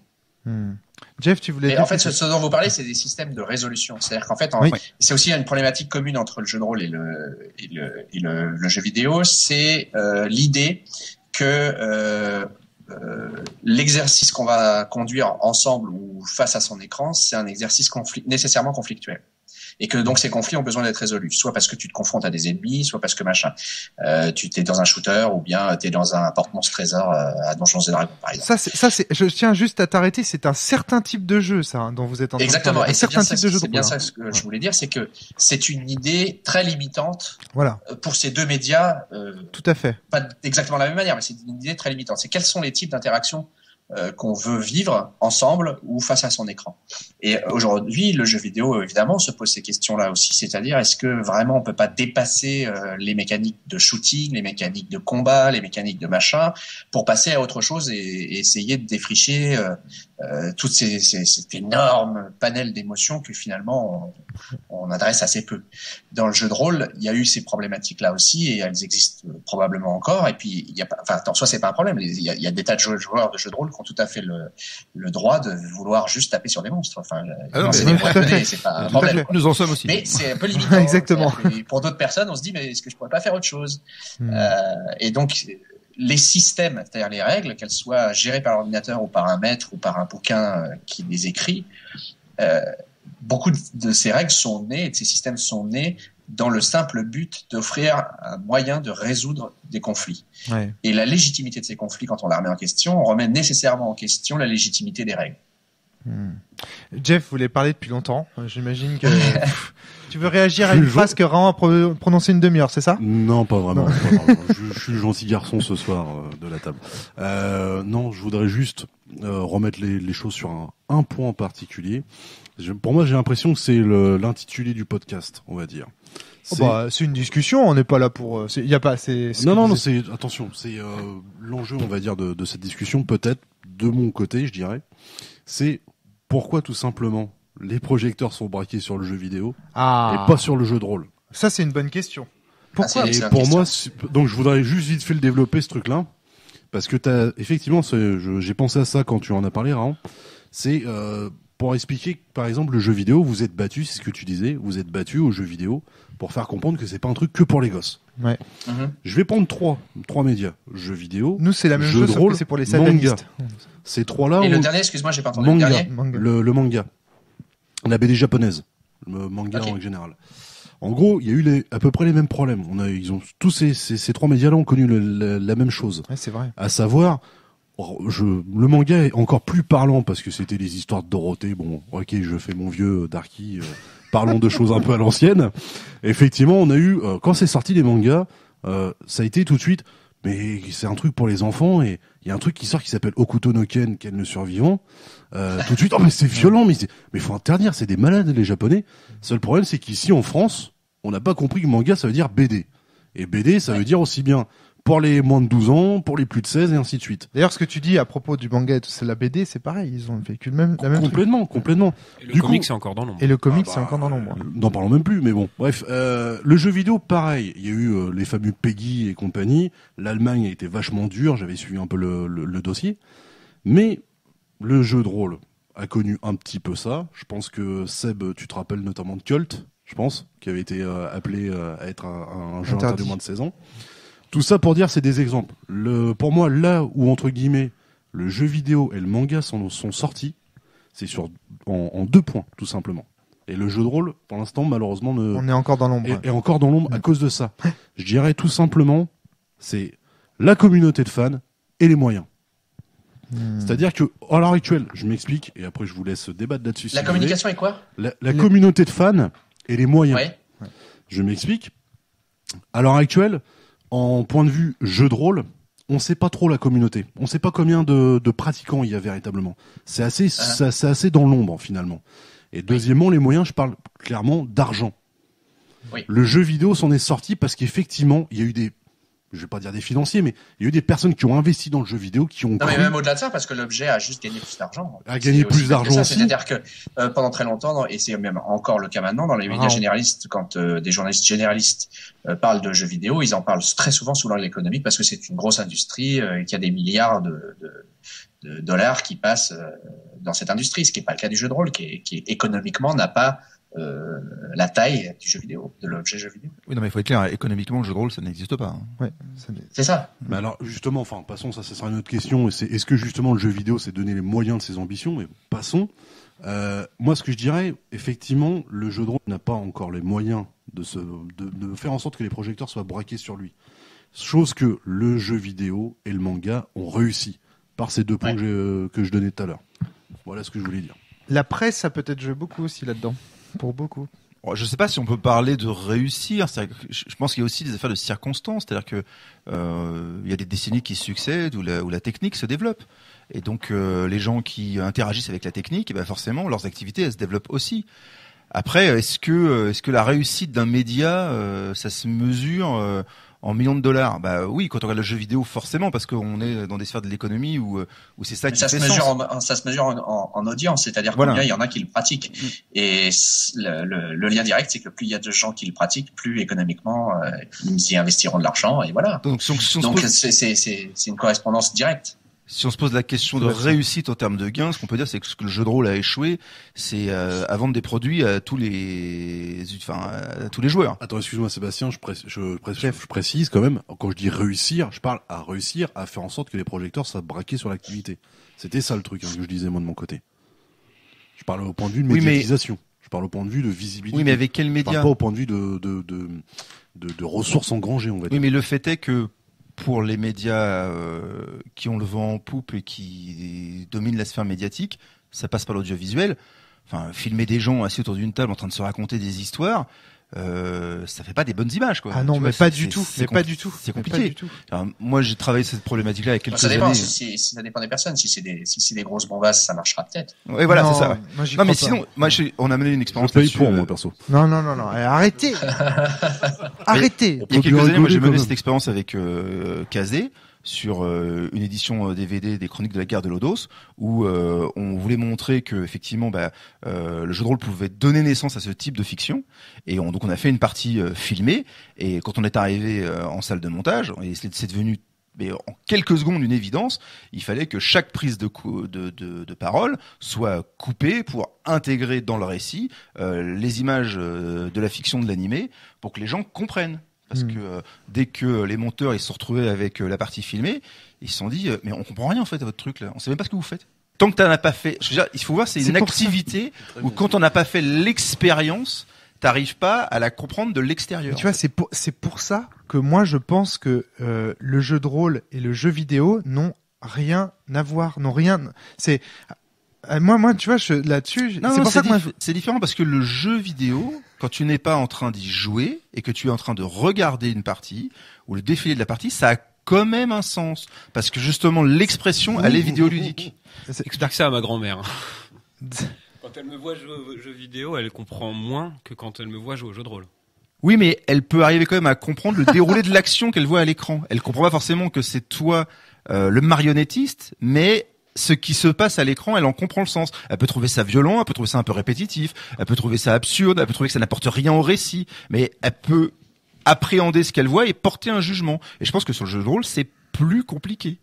Et c'est ce qui fait que c'est pas de masse. Mais si tu parles de GN, par exemple, les gens vont comprendre. Ils vont comprendre que c'est des bandes d'illuminés pour la plupart d'entre eux. Ouais. Mais à tort, hein. Je dis juste ce que les gens doivent savoir quand tu vois des gens en costume. Je veux dire, vous êtes grands, vous continuez à vous déguiser. Ouais. Mais ce sera tout de suite plus facile d'imaginer un mec qui brandit une épée en latex et qui est en train de courir vers un autre, ou qui est assis sur une grande table en train de débattre sur qu'est-ce qu'on doit faire, etc., que des gens qui sont habillés normalement, qui sont normaux et dont tout se passe en fait dans leur tête respective, dans une espèce de bulle imaginaire à laquelle tout le monde participe. C'est forcément plus facile. Mais c'est ce qui fait, je trouve, justement la beauté du jeu de rôle et sa technicité, justement. Moi, j'ai tendance à croire que le jeu de rôle est dans l'ombre, mais que du point de vue épanouissement personnel, il est bien sûr amplement préférable de faire du jeu de rôle que du jeu vidéo. Et là, je mets les pieds dans le plat. Là-dessus. C'est tout simple. C'est que moi, quand on me dit... C'est des expériences différentes. C'est comme si tu voulais comparer un bouquin et la télé. C'est pas pareil. Oui, voilà, exactement. Mais attends, parce que moi, j'ai quand même une question, parce que ça revient souvent dans ton propos, c'est et dans l'ombre. Mais dans l'ombre de quoi et de qui? Voilà, non, mais t'as raison. Excuse-moi. C'est juste dire que aujourd'hui, le jeu de rôle est dans l'ombre par rapport, si on prend d'un point de vue économique, par rapport à d'autres économies du divertissement. Voilà, tout à fait. C'est ça que je veux dire. C'est-à-dire qu'aujourd'hui, on ne parle pas de jeu de rôle, alors que mais ça fait pas un genre mineur pour autant, parce que tu vois, le théâtre, on pourrait dire qu'il est dans l'ombre du cinéma, et oui. Enfin, il y a plus personne qui discute de savoir si le théâtre a des vertus et si c'est intéressant. Enfin. Et on a peut-être cette réaction-là. En fait, je sais pas. J'aimerais bien quand même remettre ce point historique. Excuse-moi, Mike. On a peut-être aussi ce côté-là, nous, en tant que joueurs de jeux de rôle, en tant que pratiquants de jeux de rôle, par rapport à cette histoire de Mireille Dumas. Mais oui. Non, mais je pense que quelque part, c'est resté dans notre inconscient aussi, ce truc-là. Ah, moi, ça a jamais été. Hein. Enfin, franchement. Moi, je m'inscris en faux par rapport à ça. C'est la petite parenthèse. Enfin, ça a eu des effets sur un club à une époque, mais c'est pas ça qui est responsable. Oublions l'affaire Mireille Dumas. Interrogeons juste toi, Sébastien. Pourquoi tu fais du jeu de rôle? Est-ce que tu n'es pas un militant toi aussi pour le jeu de rôle? Est-ce que tu n'as pas aussi envie que le jeu de rôle soit plus pratiqué?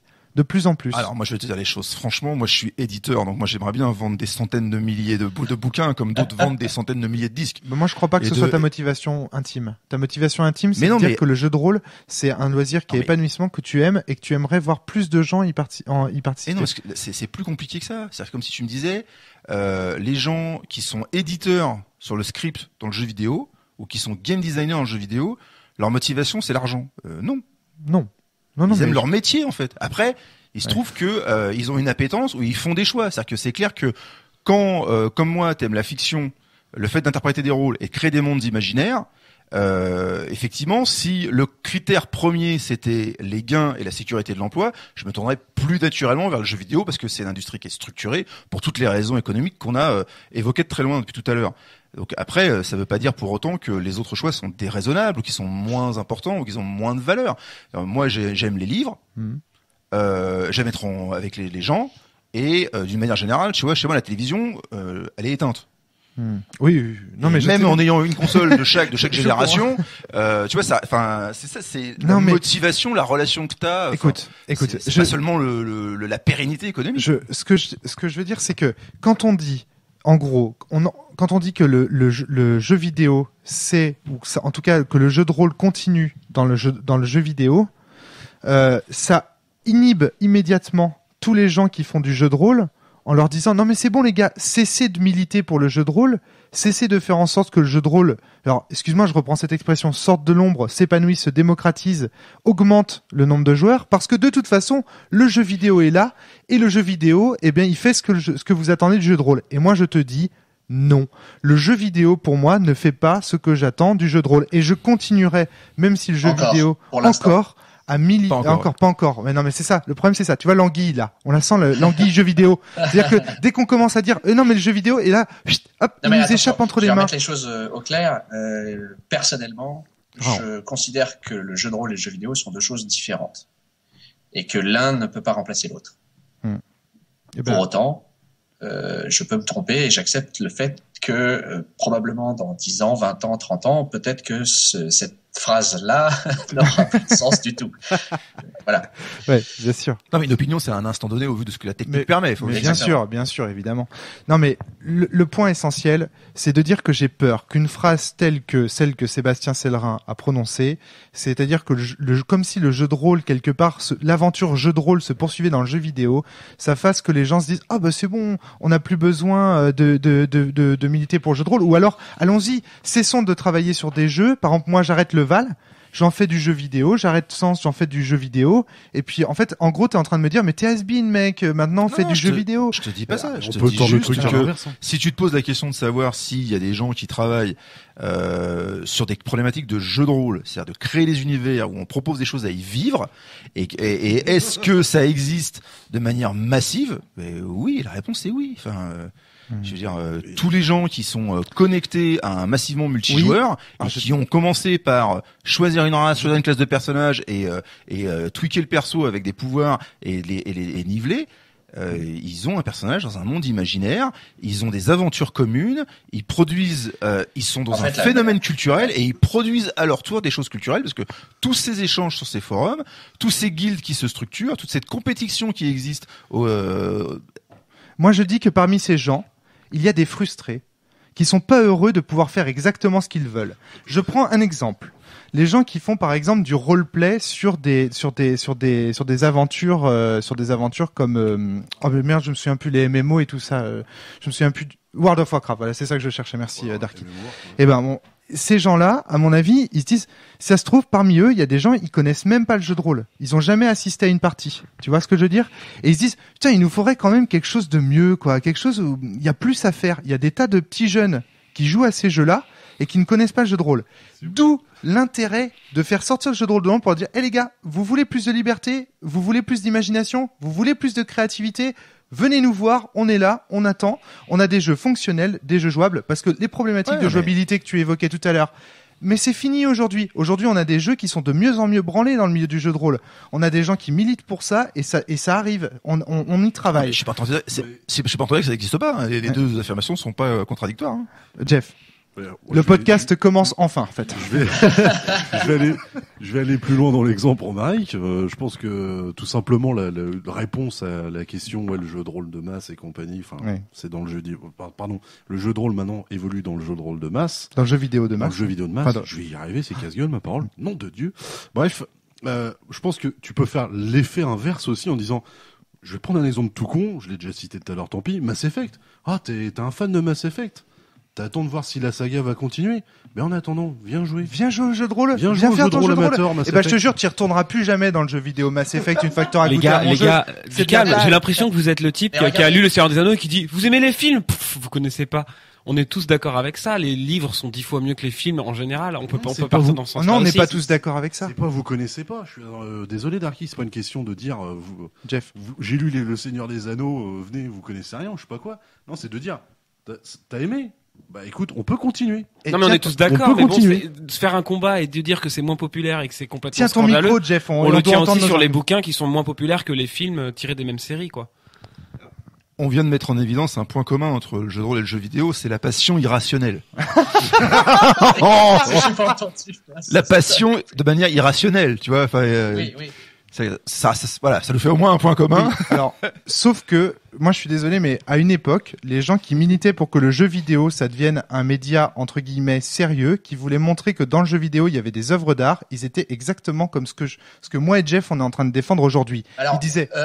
imaginons, reprends le parcours de la presse dédiée au jeu de rôle, comparativement à la presse dédiée aux jeux vidéo.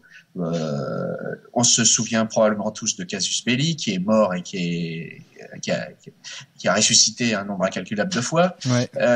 Mais grosso modo, aujourd'hui, même si tu l'étends à des marchés plus importants que le marché franco-français aux États-Unis ou ailleurs, est-ce qu'il y a vraiment une presse qui a pour souci principal de démocratiser et de rendre accessible le jeu de rôle? Oui, il y en a. Par exemple, à No Life, par exemple, No Life diffuse une chaîne, une émission de télé qui montre des rôlistes en train de jouer précisément pour ça. Des gens comme nous aussi, avec nos podcasts, on essaye de démocratiser aussi le jeu de rôle à notre manière, en l'intellectualisant, en essayant de dire regardez, dans le jeu de rôle, on peut réfléchir. Et plus nos limites on peut. Mais bien sûr, non, mais je pose une question tout à fait rhétorique. C'est-à-dire que je dis, il est possible qu'en fait, pendant de nombreuses années, et donc jusqu'à très récemment, les gens comme vous, entre guillemets, c'est-à-dire comme toi, Romaric, ou comme nos amis de No Life qui font cette émission, il y en avait pas des masses. C'est-à-dire qu'en gros, il y a eu un retard. Quelque part peut-être aussi, c'est-à-dire qu'aujourd'hui c'est pas compliqué pour démocratiser quelque chose, pour que ça apparaisse sur le radar des gens et que ça les intéresse. Il faut des porte-paroles, il faut des licences connues, il faut des choses familières, il faut tout un tas d'éléments le plus possible qui va diminuer la peur de ce que tu ne connais pas. Je suis totalement d'accord avec toi. Ça a mis du temps à arriver. Il y a pas encore aujourd'hui je sais pas, pour prendre un parallèle encore avec une industrie qui est imposée depuis des années, il n'y a pas de Philippe Manœuvre du jeu de rôle. Il n'y a pas de, tu vois.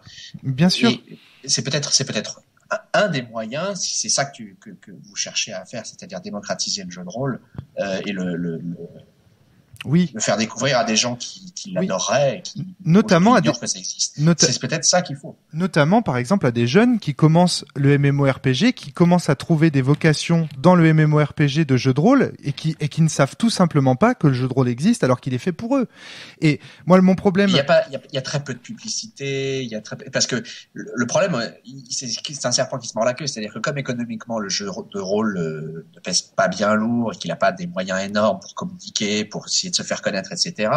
Ces gens-là ne sont pas confrontés à son existence de la même manière que les autres industries ont pu le faire au moment où elles étaient en train de glaner un public plus large. Exactement. Et par exemple, en invitant Rahan, ancien rédacteur en chef de Gameblog, que probablement tous ces gens du MMORPG écoutent, la cellule fait une opération de com extraordinaire. Et voilà. Non, mais c'est tout le bien que je vous souhaite. Mais oui, mais bien sûr. Non, mais tu vois. J'adore ta franchise, Romaric. Moi, tu vois, le truc, si tu veux, en tant que rédacteur du blog de la cellule, mon objectif, il est clair, il est militant. Il est de faire en sorte que tous ces gens qui ont ce désir de jeu de rôle, mais qui le savent pas forcément, parce qu'on n'a pas toujours le désir d'une chose, avant de la connaître. Tu vois. Mais donc du coup, on en fait la promotion. Et moi, ma peur, c'est que des gens comme toi, Sébastien, qui disent oui, ça fasse fuir les rôlistes, que les rôlistes ils se disent ah ok, bon bah je vais faire du jeu vidéo, c'est plus lucratif, etc. Non, rôlistes, restez s'il vous plaît, restez sur le navire. Il faut se détendre. Parce que moi, je suis pas leader d'opinion, je suis pas prophète, tu vois. Enfin, Ah si. Pour moi, en tout cas, t'es un dieu, Sébastien. Quand je t'ai entendu dire ça, ma religion s'est écroulée. Après, faut. Oh, c'est beau. Après, peut-être que tu devrais entendre un truc, Romaric, c'est que peut-être que c'est ça le problème en fait, c'est que les actions qui sont menées pour développer le jeu de rôle, elles sont militantes en fait. Ah ça c'est possible. Parce qu'il y a beaucoup de gens pour qui tu vois ça leur plaît pas en fait, ça les effraie et en fait ils préfèrent être en relation avec la publicité, avec une information qui est du public rédactionnel. Enfin tu vois il y a plein de manières de faire. Peut-être que justement tout simplement la passion fait peur. La passion. Ah putain, ouais. Oui, c'est-à-dire que je pense que tu vois dans la publicité, on manie bien le storytelling et on sait raconter des histoires de passion, mais où en même temps, tu vois, c'est en papier glacé, quoi. C'est-à-dire que c'est pas les gens restent maîtres de BM et tout reste très sous le soleil, quoi. Non, mais après, moi que ma passion fasse peur, je l'assume volontiers. Jeff, tu voulais dire? Ouais, notamment rebondir encore une fois sur un truc que Raon a dit il y a 3 quarts d'heure, mais non, je plaisante. C'est le décalage horaire. Ouais, tout à fait. Je suis à l'heure mauricienne, moi, en plus. Mais ah bah oui. D'ailleurs, je salue la communauté mauricienne du Québec. Bref, du Canada. Il y en a? Ah oui, une très forte communauté là-bas. J'ai de la famille là-bas, notamment. Petit quart d'heure digression sur la cellule, comme on en a l'habitude. Voilà. Je suis d'origine mauricienne. Donc... Bon, allez, Jeff, t'y vas, vas-y, lance-toi. J'y vais. Non, t'as dit un truc intéressant, c'est le coup du retard, Raon, tout à l'heure. Et effectivement, il y a un exemple tout con que j'aimerais bien que les auditeurs entendent, notamment à partir de quand, en France, je dis bien dans le jeu de rôle français, on a pu choper des franchises connues. Le jeu vidéo a commencé à choper des franchises connues très rapidement. Plus rapidement que dans le jeu de rôle. Ça a été quand même plus simple pour sortir du... je vais donner des exemples concrets. Ça a été quand même plus simple pour sortir mais par exemple, ça existe, je veux dire, t'as un jeu de rôle Game of Thrones. Oui. Ok. Alors après, moi, j'ai pas étudié la question. Peut-être que vous pouvez me dire si ce jeu de rôle commercialement a plus de succès que d'autres. Non, c'est pas le cas. Non. C'est pas le cas. Donc peut-être que, alors, aujourd'hui, peut-être que c'est pas un bon levier, peut-être que ça fonctionnera pas. Je sais pas, peut-être qu'il y a d'autres freins qui font que ça se démocratise pas, mais en fait, je crois les choses fonctionnent par étapes. C'est-à-dire qu'il faut atteindre une certaine masse critique avant de passer à la suivante ou placer d'un étang à un autre. Enfin, tu sais, ces analogies qu'on fait pour décrire l'ascension de quelque chose. Et peut-être que malgré le succès énorme de Game of Thrones, tant en littérature qu'en série télé, l'objet jeu de rôle, lui, n'est pas encore passé l'étape suffisante pour arriver sur le radar des amateurs de Game of Thrones qui pourraient se dire « Ah, mais j'ai déjà entendu parler du jeu de rôle et j'adore Game of Thrones, je vais acheter le jeu de rôle Game of Thrones et je vais me mettre à jouer au jeu de rôle Game of Thrones. » Parce qu'ils savent juste pas que le jeu de rôle existe en tant que juste média. C'est-à-dire que la base, l'existence même de l'objet jeu de rôle, elle est encore vraiment très limitée. Au fur et à mesure, ça peut devenir un éventuel levier, ça, par contre, Game of Thrones. Mais ça n'a pas encore réussi. Comment vous êtes venu à jouer au jeu de rôle? Parce qu'en fait, moi, je me pose la question maintenant, là, et je me dis, je ne me souviens même plus comment.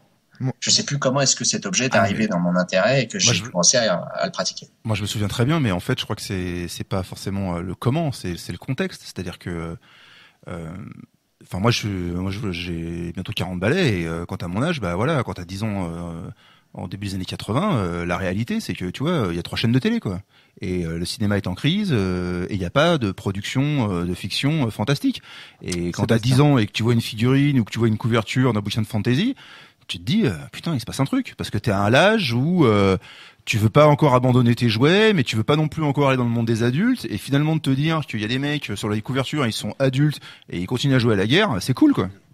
Milaz, le public veut intervenir. Voilà, le public voudrait réagir. Non, mais en fait, je vous écoute parler depuis tout à l'heure. J'ai l'impression qu'on est en train de tourner. Alors peut-être que c'est moi qui me trompe, mais on est en train de tourner autour d'un sujet, d'une idée. C'est que toi, Romaric, tu veux que plus de monde connaisse le jeu de rôle et s'intéresse au jeu de rôle. Moi, je dis. Attends, ouais, si. Il y a de ça. Ensuite, les différentes idées, c'est donc ce que tu viens de dire, Sébastien, c'est que toi, quand tu étais petit, tu avais 3 chaînes de télé et tu cherchais du coup une activité qui puisse te divertir et te proposer autre chose. Mais aujourd'hui, il y a une grande partie des gens qui n'iront jamais dans le jeu de rôle, tout simplement parce que ils auront à fournir un effort pour construire un univers, alors que l'univers on leur propose déjà, la télé leur propose déjà, le jeu vidéo leur propose déjà, et ils sont beaucoup moins actifs. Et je pense que moi j'ai l'impression qu'on tourne autour de ça. C'est une histoire de, on est consumériste aujourd'hui. Hein, on veut un produit qui est fini, on veut quelque chose qu'on peut avoir tout cuit, presque tout cuit dans le bec et profiter à fond. Et le jeu de rôle, ça demande quand même énormément d'investissement personnel, d'énergie oui, personnelle. Mais oui, bien il sûr. faut réfléchir. En fait, merci déjà parce que maintenant ça y est, je me souviens comment j'y suis venu. Bon, ben au moins j'aurais réussi à rendre une idée à Merci quelqu'un. public. C'est ça. Merci d'avoir accroché non, mais le on train va... de mes souvenirs, les wagons de mes souvenirs. Mais effectivement, en fait, moi, j'y suis venu parce que j'ai commencé à en créer un avant de me rendre compte que ça existait déjà. Donc j'ai lâché l'affaire après. Mais c'est comme ça que c'est venu en fait. C'est-à-dire que j'ai ressenti un besoin qui était probablement plus sur l'aspect faire un jeu pour jouer avec mes copains dans des univers de fantasy et des trucs comme ça. Et puis j'ai commencé à créer des règles comme un enfant se crée des jeux tous les jours, tu sais. Ouais. Et puis je me suis rendu compte du coup que ça existait déjà après. D'accord. Et je crois que c'était l'œil noir en fait que j'ai vu. Les bouquins format folio là. Œil noir qui, on le rappelle, à l'époque était dans les supermarchés. Exact. Voilà. Mais tu vois, mais ça combien de personnes ont découvert le jeu de rôle comme ça, un peu par une sorte d'anomalie quoi. C'est quoi des jeux de rôle dans les supermarchés? Clairement, moi, Wow. HeroQuest, je sais pas si vous en souvenez pour ceux qui ont plus de temps de balai. Ouais, HeroQuest, moi c'est comme ça que je suis arrivé au jeu de rôle. Space Crusade, dans le même style. Space Crusade. Tu vois, il y a quand même des gens qui vont jouer un role-playing games sur un jeu vidéo, qui vont commencer à être dans des communautés parce que c'est le type de jeu qui leur plaît, donc ils vont jouer à des role-playing games, ils vont les enchaîner, ils vont aller sur des forums pour discuter d'autres mecs qui jouent des role-playing games, et à ce moment-là, le phénomène communautaire va faire que ils vont découvrir qu'il y a eu un jeu de rôle papier auparavant. Ouais. Et après, essaieront pas, ça leur plaira pas. C'est pas le propos, mais je pense qu'il faut pas militer. Il faut pas militer. Non, c'est pas qu'il faut pas militer, mais c'est que le fait qu'il puisse y avoir un média très fort et très démocratique comme le jeu vidéo qui propose des aventures de type jeu de rôle, c'est pas une menace en fait, et ça fera pas de tort. Ça peut être que du bien en fait. Non, je suis d'accord, mais après dire par exemple, ce qui est une menace par contre, c'est de conseiller à des rôlistes d'aller dans le jeu de rôle dans le jeu vidéo pour trouver le même plaisir que dans le jeu de rôle. Et ça, mais sauf qu'on sait tous qu'ils ne le trouveront pas exactement le même, et que donc ça leur manquera si ça doit leur manquer. Juste par rapport à ma démarche militante, moi je suis pas non plus en train de montrer mes nichons devant Vladimir Poutine aux Jeux Olympiques de Sotchi. C'est-à-dire que ce que je veux dire, c'est que je suis pas non plus militant au point de devenir complètement dingue. Qu'est-ce que je fais pour militer? J'organise un podcast avec des gens qui discutent et qui montrent que le jeu de rôle, ça mène à des réflexions théoriques sur le jeu, sur la théorie du jeu, sur le game design, sur tout ça. Et non, je sais bien, mais t'es quand même aujourd'hui dans un espace public où le fait de militer pour quelque chose, je trouve que c'est un peu suspect, quoi. Il y a de moins en moins de gens qui sont engagés, qui défendent des trucs, et je trouve que c'est un mot qui devient. J'imagine Sébastien dans la rue. Il faut pas militer. Il faut pas partager. Substitue quoi, le verbe? Substitue partager au verbe militer, parce que c'est vrai que militer, il y a une notion de conflit dedans, très bien. C'est agressif. Eh ben, tu vois, je suis vraiment d'accord avec toi. Et d'ailleurs, moi, personnellement, je n'utilise jamais ce terme. Militer pour le jeu de rôle, être militant pour le jeu de rôle, en tout cas pas pour me qualifier. Mais je sais que des gens. Tu l'as fait en tous les cas pendant cette émission. Eh ben, je sais bien. Mais c'est très rare. Je voudrais juste faire un parallèle sur le militant. Par contre, c'est pas si connoté que ça, c'est dans le milieu associatif. C'est un terme parce que comme je suis aussi surtout du milieu associatif, je tiens à préciser ça quand même. Quand on dit associatif militant, il n'y a pas ce côté connoté, on va dire.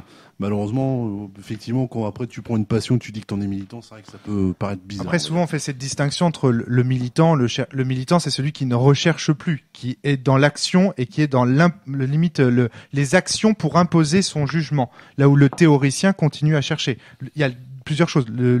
Et du coup, c'est dans cette acception-là que le terme devient péjoratif.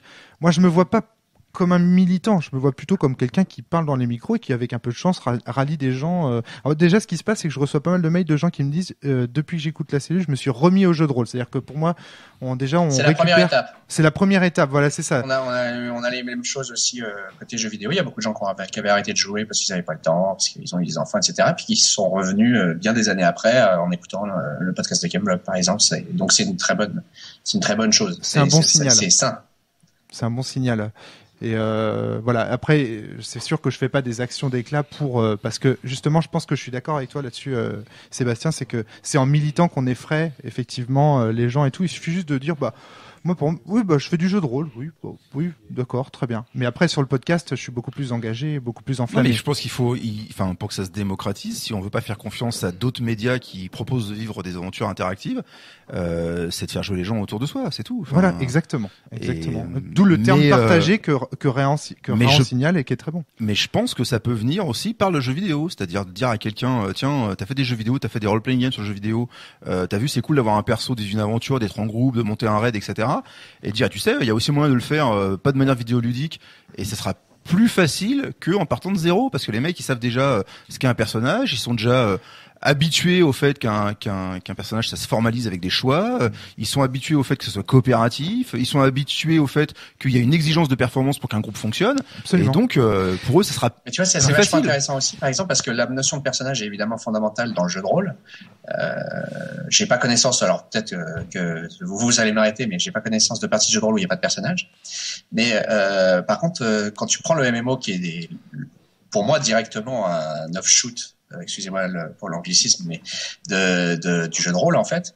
Il y a les personnages que tu crées dans un MMO comme World of Warcraft ou la plupart des autres MMO qui existent n'ont pas de passé. Ouais.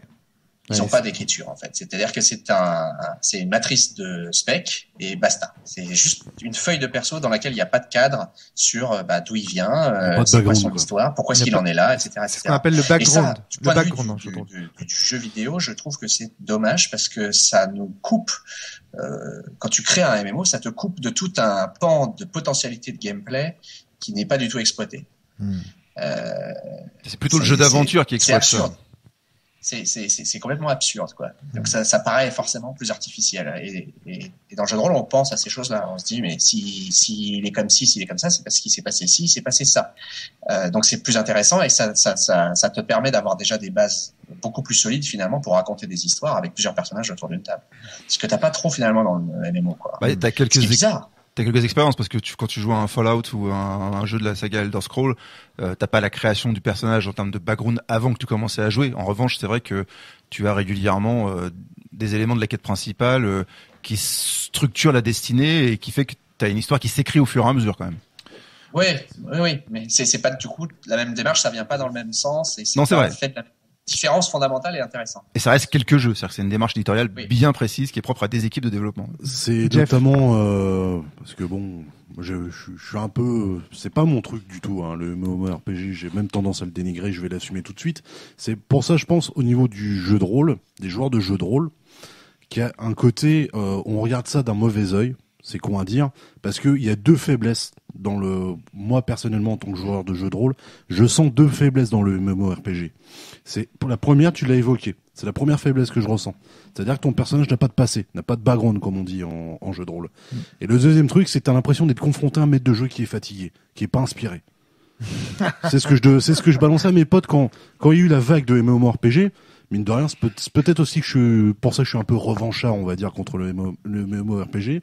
C'est qu'à l'époque, et c'est mon petit scud que j'avais promis, c'est le truc, c'est qu'à partir du moment où il y a eu des jeux comme Anarchy Online et compagnie, les tout premiers, on va dire, gros masses MMORPG, ça a pris énormément de personnes dans les clubs de jeux de rôle, dans les tables privées de jeux de rôle et compagnie, parce que c'était tellement plus simple de poser ses fesses derrière un ordinateur et de jouer. On en revient à la proposition que Milas faisait tout à l'heure, le public, pour traduire pour les auditeurs. Complètement, et c'est là en ça que je te rejoins. Vas-y.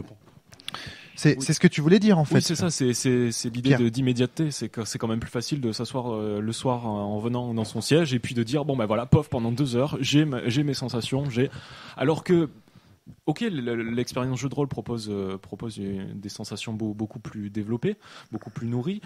mais riche. Attention à ton micro, Milas. Pardon, excuse-moi. Beaucoup plus riche, mais ça veut dire qu'il faut se déplacer pour aller jusque chez ses potes. Il faut qu'on se pose pendant 2 heures, il faut qu'on prépare le perso, et puis qu'on joue une campagne qui va durer 12 heures au total. Et finalement, moi j'ai mon idée là-dessus. Hein. Je dis encore que c'est le modèle de société qui propose ça, mais on n'a plus assez de temps pour vraiment apprécier. Alors, tout le monde n'a pas le temps qu'il faut. Voilà. Quand tu vois les gens qui jouent à EVE Online, qui s'impliquent 10 fois plus que n'importe quel jeu de rôle pour leur personnage, leur background, la politique du jeu.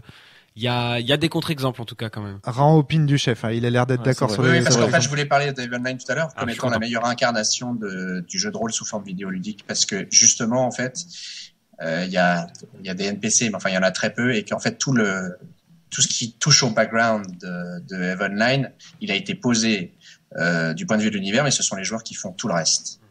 Donc tout ce qui se passe dans l'univers, c'est le fait des joueurs et des joueurs seuls. Et les GM du jeu de chez CCP, le développeur de EVE Online, n'interviennent jamais. Jamais. C'est-à-dire que quand tu joues à World of Warcraft et que tu t'envoies un ticket à un Game Master pour râler parce que tu as désenchanté ton objet, t'as un Game Master qui va arriver, qui va te redonner ton objet. Dans EVE Online, quand tu as une guilde qui se fait voler des milliards et des milliards et des milliards de crédits ISK par un seul mec qui se trouve être un financier dans la vraie vie et qui s'est dit j'en ai marre de gérer leur fortune, je vais me tirer avec à l'autre bout de l'univers, et qui vont geindre auprès de CCP, CCP il fait c'est le jeu. Vous êtes fait arnaquer par un mec, et tant pis, quoi. Voilà. Et ça crée des guerres à l'échelle galactique entre des guildes qui sont organisées complètement organiquement, entre joueurs, etc. C'est entièrement les joueurs. Mais enfin, ils réfléchissent. Ça, c'est cool. Ça, franchement, ce que tu me dis, je connaissais pas. J'en parlerai avec Darky. C'est vieux, EVE Online, c'est vieux. Il y a un autre élément technique très important, c'est que tous les joueurs de EVE Online jouent sur le même serveur. Ouais. Donc, en gros, c'est comme une table de jeu de rôle, sauf que tu as 200 000 joueurs autour de la table. D'accord. C'est un massivement MMO, en fait. Ouais, c'est... Bon, malgré tout, moi je reste à dire que malgré tout, ceux qui jouent à EVE Online, ils n'imaginent pas le décor, ils n'ont pas non plus le même potentiel. Non, effectivement, bien sûr. Bon. Ça se rapproche plus. Mais effectivement, c'est très intéressant. Enfin, non, mais ils ressentent quand même le besoin de coécrire ensemble une fiction vraisemblable, crédible, et on les contraint à réagir, parce qu'effectivement, quand le mec se casse avec la caisse, t'as le choix, c'est ou t'arrêtes de jouer, ou tu décides que la vie continue, quoi. Alors, ce qui est vite fait juste dommageable dans ce cas-là. Attention à ton micro, toi, c'est des unidirectionnels. Oui. Excuse-moi. Mais oui. Excuse-moi. Je dirais, dans ce cas-là, effectivement, EVE Online prend peut-être la bonne direction. Après, je dirais, c'est ce qu'il faut bien critiquer, on va dire, et que je suis taquin sur ce sujet, c'est que malheureusement, c'est con dans ce cas-là. Il est où le plaisir de se retrouver face à face et non pas derrière un écran? C'est ça que je trouvais regrettable aussi à l'époque au MMORPG. Mais bon, c'est histoire de... allez, j'ai défoncé une porte ouverte. Excusez-moi. Le truc, en fait, c'est que il faut bien comprendre que le jeu vidéo, je suis d'accord, en fait, il cohabite avec le jeu de rôle sans arrêt. Moi, vous me demandiez tout à l'heure comment on s'est mis au jeu de rôle. Moi, je me suis mis au jeu de rôle par le jeu vidéo. Ce qui m'a mis au jeu de rôle, comme moi, dit Darky. Ce qui m'a mis au jeu de rôle, c'est le jeu vidéo. Alors toi, tu vas me dire que je suis un sacré hypocrite, connard et tout, machin. Non, vas-y, balance. C'est la blague, là. Mais non, c'est pas parce que le jeu vidéo nous permet d'avoir des bases culturelles communes qui nous permettent ensuite d'imaginer des fictions à plusieurs facilement, un peu comme le cinéma. C'est comme si j'avais dit le cinéma m'a mis au jeu. En fait, c'est comme si j'avais dit le cinéma m'a mis au jeu de rôle. Pour autant, aujourd'hui, maintenant que je me suis mis au jeu de rôle, jeu vidéo, je trouve ça fade, je trouve ça moins bon. Le cinéma, je trouve ça moins bon, moins profond. Ça m'apporte moins de choses. Tu dois avoir de sacrés bons masters quand même. Et là, non, j'ai de sacrés bons jeux. J'ai de sacrés bons jeux et non pas de sacrés bons masters. Parce qu'aujourd'hui, les jeux garantissent que même si les joueurs sont pas terribles autour de la table, on a des jeux qui peuvent garantir des bonnes parties malgré tout. Il y a beaucoup de gens qui travaillent à ça, mais ça n'empêche pas que par ailleurs, il y a des jeux qui ne remplissent pas ce contrat-là. Absolument, tout à fait. Mais on est en train de travailler là-dessus et on améliore le jeu de rôle, on améliore la jouabilité du jeu de rôle. Donc. Après, moi je trouve quand même que dans les faits, moi je trouve ça fadasse le jeu vidéo et le cinéma. Ça, alors.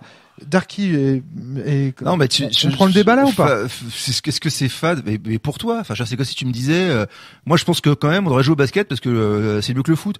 Enfin, dans les faits, on n'a pas tous les mêmes goûts, on fait pas les mêmes trucs. Ça veut pas dire que on peut les comparer, tu vois, sur l'échelle de 0 à plus l'infini, quoi. Enfin, non, on est d'accord. Ne nourrissons pas ce troll-là. Le jeu vidéo, tu peux pas dire qu'il est fade parce que tu vis des trucs bien plus intenses dans ton jeu de rôle. C'est de fait, c'est pas. Je te demande pas de me dire si que je pense c'est vrai ou c'est faux. Je te dis que c'est ce que je crois et ce que je pense que je ressens. Quand je suis devant un film, je me fais chier. Je m'emmerde. Je suis passif, je m'emmerde, je peux pas. J'ai envie de prendre le héros par le callback, de lui péter la tronche quand il est con. Dans un jeu vidéo, c'est pareil. Je sens que tout est scripté, qu'on m'emmène dans une direction particulière, sauf dans certains. Je dis, attention, notamment dans les jeux vidéo indépendants, désolé encore, je presse pour ma paroisse, mais notamment dans les jeux vidéo indépendants, je trouve qu'on commence à échapper progressivement à ces couloirs qu'on nous propose dans certains jeux de Square Enix. Mais le truc, c'est que, le truc, c'est que, le point, quoi, je troll, c'est ça? Non, le point essentiel, il est là. C'est que moi, c'est un ressenti personnel et je dis juste ça. Pour moi, les jeux vidéo, dans l'ensemble, le cinéma, même les livres, c'est très bien pour acquérir un seuil culturel commun qui nous permet ensemble de savoir ce que c'est une voiture, ce qui va nous permettre ensuite de décrire la voiture de rêve dans laquelle on va faire notre partie de jeu de rôle, dans laquelle on va ensuite entrer. Pour moi, c'est comme apprendre l'alphabet. Tu vois, pour apprendre à lire. Pour moi, le cinéma, le jeu vidéo, la littérature, ça sert en fait à mener à l'art suprême qui est le jeu de rôle. Alors, imaginons. Voilà. Et je laisse la parole à tout le monde pour me faire bâcher. Au revoir, messieurs, je vais me cacher. Non, mais, alors, imaginons un instant que le jeu de rôle classique, papier crayon, se démocratise de manière massive. À ce moment-là, il y a bien des jeux de rôle qui vont devenir des classiques. Absolument. Et donc ces classiques-là, ils vont rejoindre le corpus que tu décrivais, c'est-à-dire qu'ils vont devenir, ils vont se ranger à côté des films, des jeux vidéo, des pièces de théâtre, ils seront lus, donnés à lire à des plus jeunes. Il y en a déjà, mais ouais, tu vois, l'appel de Cthulhu, AD&D, c'est déjà des classiques. Est-ce que ça veut dire que pour que le jeu de rôle continue à t'exalter, il faut qu'il reste marginal? Alors.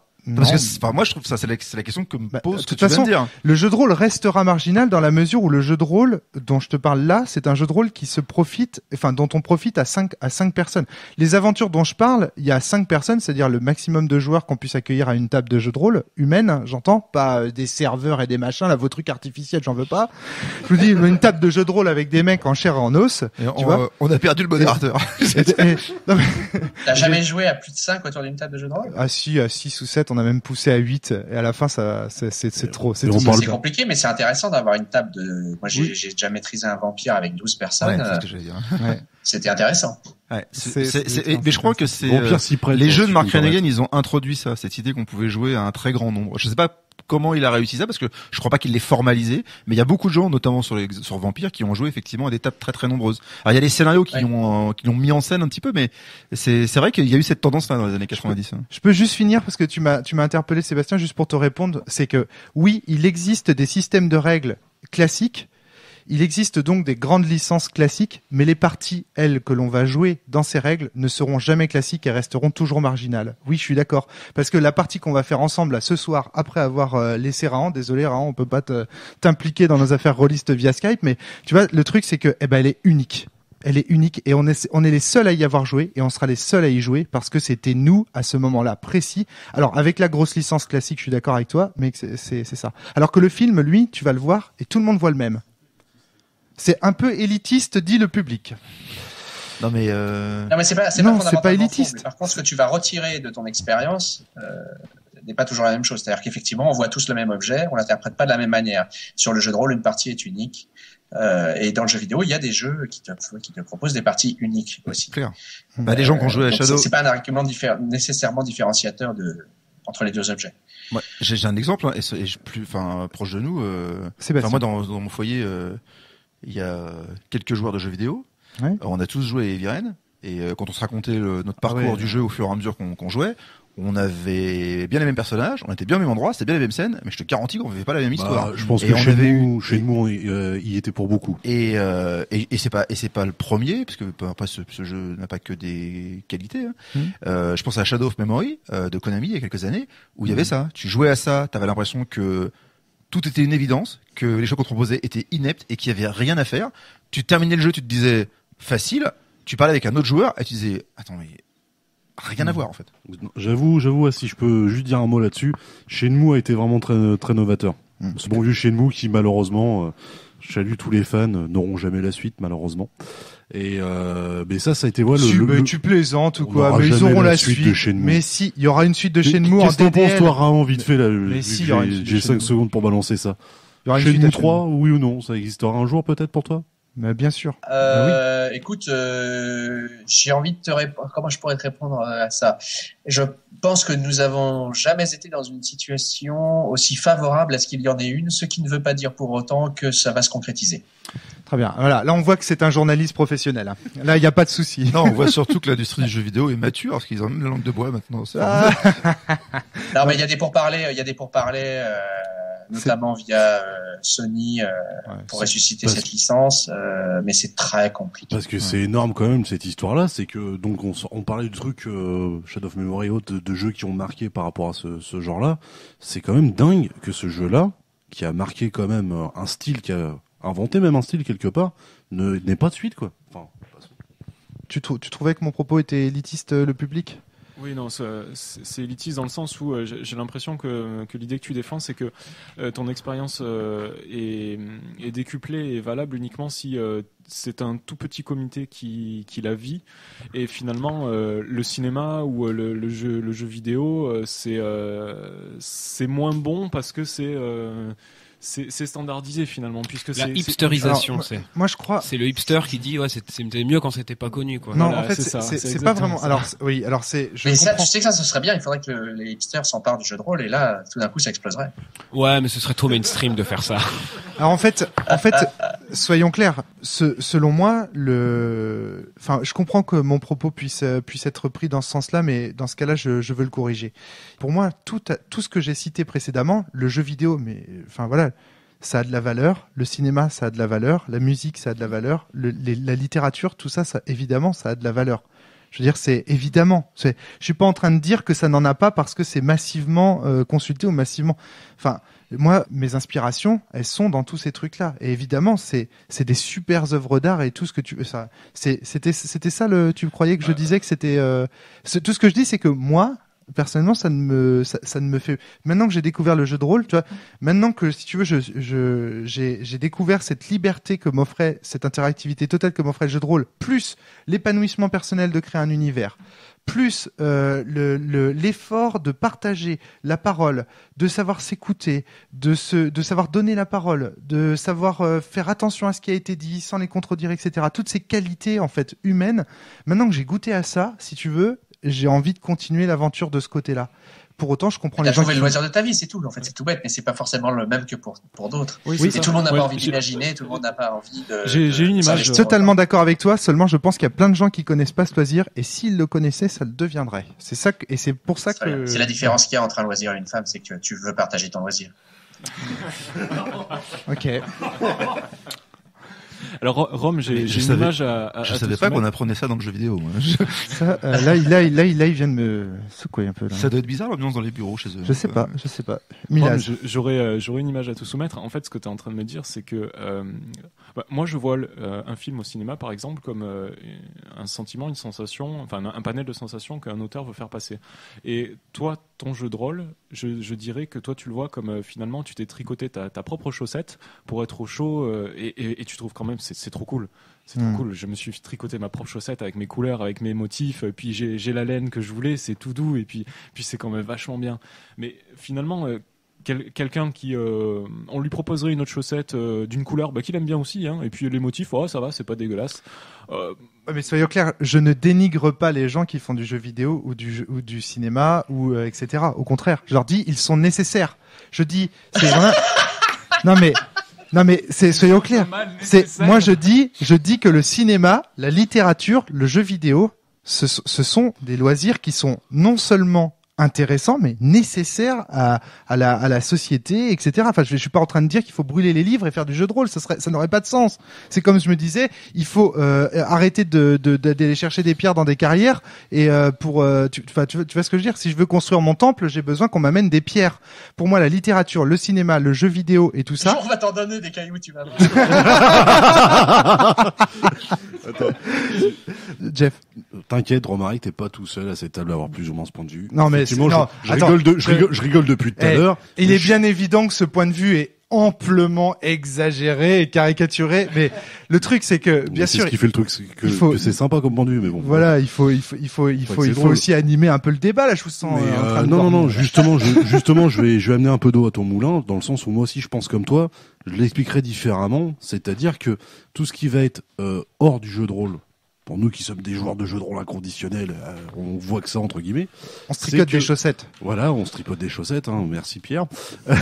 Mais en gros, moi ce que je dirais tout simplement, c'est que si avant le jeu de rôle, avant que je pratique le jeu de rôle, je serais parti voir un film ou jouer à un jeu vidéo, ça aurait été, on va dire, le plat de résistance, on va dire. Je dirais que maintenant, depuis que je joue au jeu de rôle, que je me prends la tête à vouloir faire des scénarios, à faire des règles, ce genre de choses, finalement, tous ces médias-là sont devenus des entrées pour moi. Mon plat de résistance, c'est le jeu de rôle. Ça va venir nourrir ce que je suis en train de faire. En fait, voilà, c'est ça. C'est comme ça que je verrai les choses. Mais je sais pas. C'est exactement ce que disait Rahan quand il disait qu'en gros, c'est parce qu'on fait cette activité-là qu'on a bien sûr cette attitude. On ferait du cinéma, on dirait peut-être pas ça. Ceci dit. Moi, j'entends souvent des gens qui disent, même dans le milieu, par exemple, du jeu vidéo, des gens comme Marcus notamment, qui font la promotion du jeu de rôle en disant, bah voilà, le jeu vidéo, ça vous offre une certaine interactivité. Si vous aimez l'interactivité et ce type de choses et de créativité, faites du jeu de rôle parce que de ce point de vue-là, c'est mieux.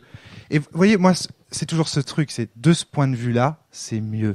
Et évidemment, je suis pas en train de dire que intrinsèquement le jeu de rôle, ça, mais voilà, de ce point de vue-là, c'est mieux. Milaz introduisait un principe avec sa chaussette là de loisir passif et de loisir actif. Et effectivement, quand tu fais du jeu de rôle, tu joues au jeu de rôle, mais à un moment, tu deviens MJ, voire t'écris tes scénars et tu vas un peu plus loin.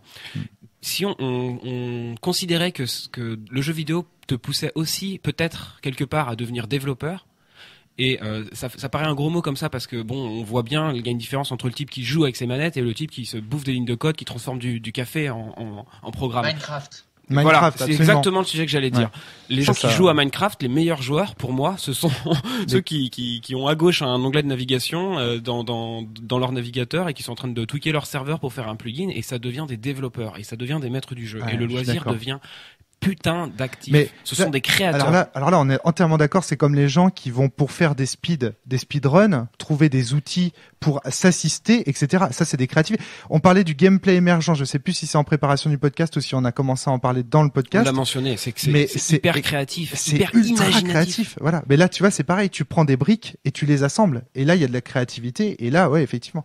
Mais non, moi, j'ai énormément de respect pour les gens qui font ça, évidemment. Mais heureusement que vous me permettez de retomber un peu, parce que sinon effectivement je me serais pris beaucoup de cailloux comme disait Rahan. Mais il y a ces tensions, on les sent, on va gentiment aller vers la conclusion. Tout le monde est fatigué avec tous ces trolls qui s'ébattent gaiement sur la cellule. Pour moi, en fait, il y a une tension entre le jeu vidéo et le jeu de rôle qui n'existe pas. Et qui, lorsqu'elle est bien analysée, se dégonfle comme un soufflet. On a l'impression que dire, par exemple, que le jeu de rôle de masse, c'est le jeu vidéo, ou dire le jeu vidéo prend des parts au jeu de rôle, etc. On a vu que quand on développait tous ces arguments, finalement, on s'aperçoit que les deux médias sont vraiment interconnectés, qu'on parle d'interaction entre une manette et un écran, ou des joueurs, un meneur, et qu'en fait on va vers une réconciliation universelle. Je pense qu'on va se prendre dans les bras tous ensemble et qu'on va essayer justement de... Je me casse. Moi, ce que j'aimerais bien, c'est juste de la part des gens qui sont dans le milieu du jeu vidéo, c'est juste de nous aider, nous, les gens qui font du game design en matière de jeu de rôle, de nous aider à les aider, en fait, de créer des interactions. Donc ça ce serait cool. Alors toi, Sébastien, Non, mais ils le font parce que il y a quand même des studios de développement ou même des éditeurs où quand t'arrives et que t'as eu des expériences créatives, on parle de jeux de rôle, mais il y en a d'autres, des jeux qui ne sont pas vidéo et qui forgent la créativité, ou indépendamment de ta formation et de ton parcours personnel dans la profession du jeu vidéo, c'est un atout. Eh ben, c'est cool. T'as des gens qui ont écrit des romans, qui ont été inspirés des jeux de rôle, qui font du développement de contenu pour un jeu comme Might and Magic. T'as des gens qui ont ont fait de l'édition de jeux de rôle et qui se retrouvent à dialoguer des jeux vidéo. Enfin, c'est très bien. C'est des atouts qui sont quand même reconnus. Après, ce qu'il y a, c'est que on les fait venir sur certaines tâches et souvent on les prend plutôt sur un moment du développement pour un besoin précis, parce qu'on pense que leur parcours dans d'autres médias ludiques donne un atout qui manque à l'équipe. Alors que effectivement, en interne, dans la durée, on va plutôt prendre des gens qui sont issus du métier et qui ont cette vocation-là dans la durée. Mais tu vois, c'est pas tant que le jeu vidéo va bouder certains profils, c'est qu'il y a des gens qui font le choix d'être dans l'industrie du jeu vidéo à 100%, et puis t'as des gens qui font un autre choix. En fait, si tu veux, je dis pas ça, Sébastien, mais c'est juste que par exemple, nous sur le podcast de la cellule, je trouve qu'on parle beaucoup de jeux vidéo. On dit beaucoup le jeu vidéo ci, le jeu vidéo ça. On n'arrête pas de parler de jeux vidéo. J'entends pas beaucoup. Dans le podcast de Gamelog de jeux vidéo, on parlait beaucoup de cinéma. Hein. Ouais, vous parlez beaucoup de cinéma, mais vous parlez pas de beaucoup. Je dis pas beaucoup, vous en parlez, mais vous ne parlez pas beaucoup de jeux de rôle papier. Et non, mais c'est bien le sens de ma précision, c'est-à-dire que tu vis toujours dans l'ombre de quelque chose d'autre. D'accord. En fait. Mais non, mais je comprends ton point si tu veux, mais effectivement, regarde aujourd'hui par exemple, tu as en développement à l'heure actuelle chez les Polonais de CD Projekt, l'adaptation de Cyberpunk avec l'auteur original Mike Pondsmith. 44, c'était le jeu de rôle. Tu peux répéter s'il te plaît, Ron? Je sais plus si c'était Cyberpunk 2000 quelque chose. Bon, Cyberpunk 2020. 2077, ça se passait un peu plus tard que le jeu de rôle d'origine. Mais il y a encore ces ponts-là. À l'époque de Callisto, il y a un jeu qui était sorti à la fois en fait en jeu vidéo et en jeu de rôle, qui s'appelait Darkers, voilà. Il y a eu beaucoup de tentatives d'adapter, de passer d'un média à l'autre, etc. Ce qui manque peut-être aujourd'hui, encore une fois, c'est une problématique qui est transmédia, c'est-à-dire de permettre des expériences différentes dans des domaines de jeux différents, mais au sein d'un seul et même univers qui est décliné sur tous ces médias. Et de commencer des histoires quelque part pour les finir ailleurs. Le problème, encore une fois, à mon avis, pour ce qui est du rayonnement du jeu de rôle en général, c'est que il n'a pas de viabilité économique suffisante à l'heure actuelle pour intéresser les créateurs d'univers qui le font dans des secteurs qui, eux, ont cette viabilité. Moi, je crois, Rahan, qu'avec l'indépendance et les nouveaux moyens qui sont mis à disposition des créateurs de jeux aujourd'hui comme Lulu, comme Ulule, donc des moyens participatifs, je crois que grâce à Internet, l'économie du jeu de rôle va peut-être pouvoir exister. Alors c'est très possible et c'est quelque chose qu'on observe déjà dans le board game sur Kickstarter. Il y a énormément de board games qui se financent sur Kickstarter et le board game, je parle des jeux, pas les Monopoly évidemment, hein, mais le board game narratif, on va dire, ou qui se situe dans un univers, etc. Et il n'y a pas de lieu de penser, je pense, que demain des auteurs indépendants de jeux de rôle pourraient financer leurs projets via des sources participatives comme Kickstarter, ouais. D'ailleurs, il y a une anecdote. C'est peut-être une voie, ouais. Il y a une anecdote à ce sujet, parce qu'il y a eu un Kickstarter sur le jeu de société qui a pété le score, qui est Zombicide. Et les créateurs de Zombicide, c'est les scénaristes de jeux de rôle, hein. Ouais. Et en fait, ce qu'il y a, c'est que ce que ça leur a apporté, c'est la manière qu'ils ont eu de raconter leur aventure créative, en fait. Donc, ils ont créé un bon jeu parce que c'est des game designers. Et après, l'atout supplémentaire que leur a donné le game design sur le jeu de rôle, c'est qu'ensuite, pour le vendre et pour le faire connaître sur Kickstarter, ils savaient raconter l'histoire de leur création, en fait, et de la rendre vivante au fur et à mesure que la communauté faisait péter le score. En tout cas, que ce soit sur le jeu vidéo ou le jeu de rôle, l'aventure continue. Et c'est ça qui compte. Allez, on va vous laisser sur cette... Ah non, qu'est-ce que tu vas dire, toi? Tu vas encore pourrir ma conclusion. J'étais parti sur une super conclusion. Non, franchement, excuse-moi, Romaric. Je pense qu'il y a quand même une question vite fait à poser à Raon. C'est ce qu'il joue toujours au jeu de rôle. Est-ce qu'il joue au jeu de rôle et à quoi il joue, tout simplement? On en profite que Raon soit présent. Alors, au risque de vous décevoir, ça fait très longtemps que je n'ai pas joué au jeu de rôle. Eh ben, tu vas venir avec nous. Mais je compte bien m'y remettre, ça me trotte dans la tête. Il faut juste que je trouve le temps et les joueurs pour le faire correctement. Et j'ai déjà une piste intéressante chez moi. On va commencer par faire une petite partie de Jihad cet après-midi, je pense. Et puis peut-être qu'après, on va faire plus tard. Ah, je précise quand même Jihad, le jeu Eternal Struggle, c'est ça? Le jeu Eternal Struggle, quoi, le jeu de cartes Vampire la Mascarade. C'est ça. Donc en fait, tu les mets tranquillement au jeu de cartes pour ensuite les mettre au jeu de rôle en fait. C'est ça. Ah ouais, très bonne idée. Très très bonne idée. Je ne dis que ça. Allez, surtout ce qui compte, c'est de râler moins, de jouer plus. Merci c'est beaucoup, ça qui Rahan. compte. Merci à Rahan Merci d'être à vous. venu. Merci à Darky. Merci à Sébastien aussi d'être venu défendre sa phrase choc qu'il avait lancée lors lors du podcast sur les éditeurs qui était passionnant. Merci Sébastien. Merci Jeff. Merci le public bien sûr. Allez, à bientôt tout le monde. Râlez moins, jouez plus, c'est ça qui compte. Portez-vous Salut. bien et surtout, jouez bien. Salut. Ciao. Ciao.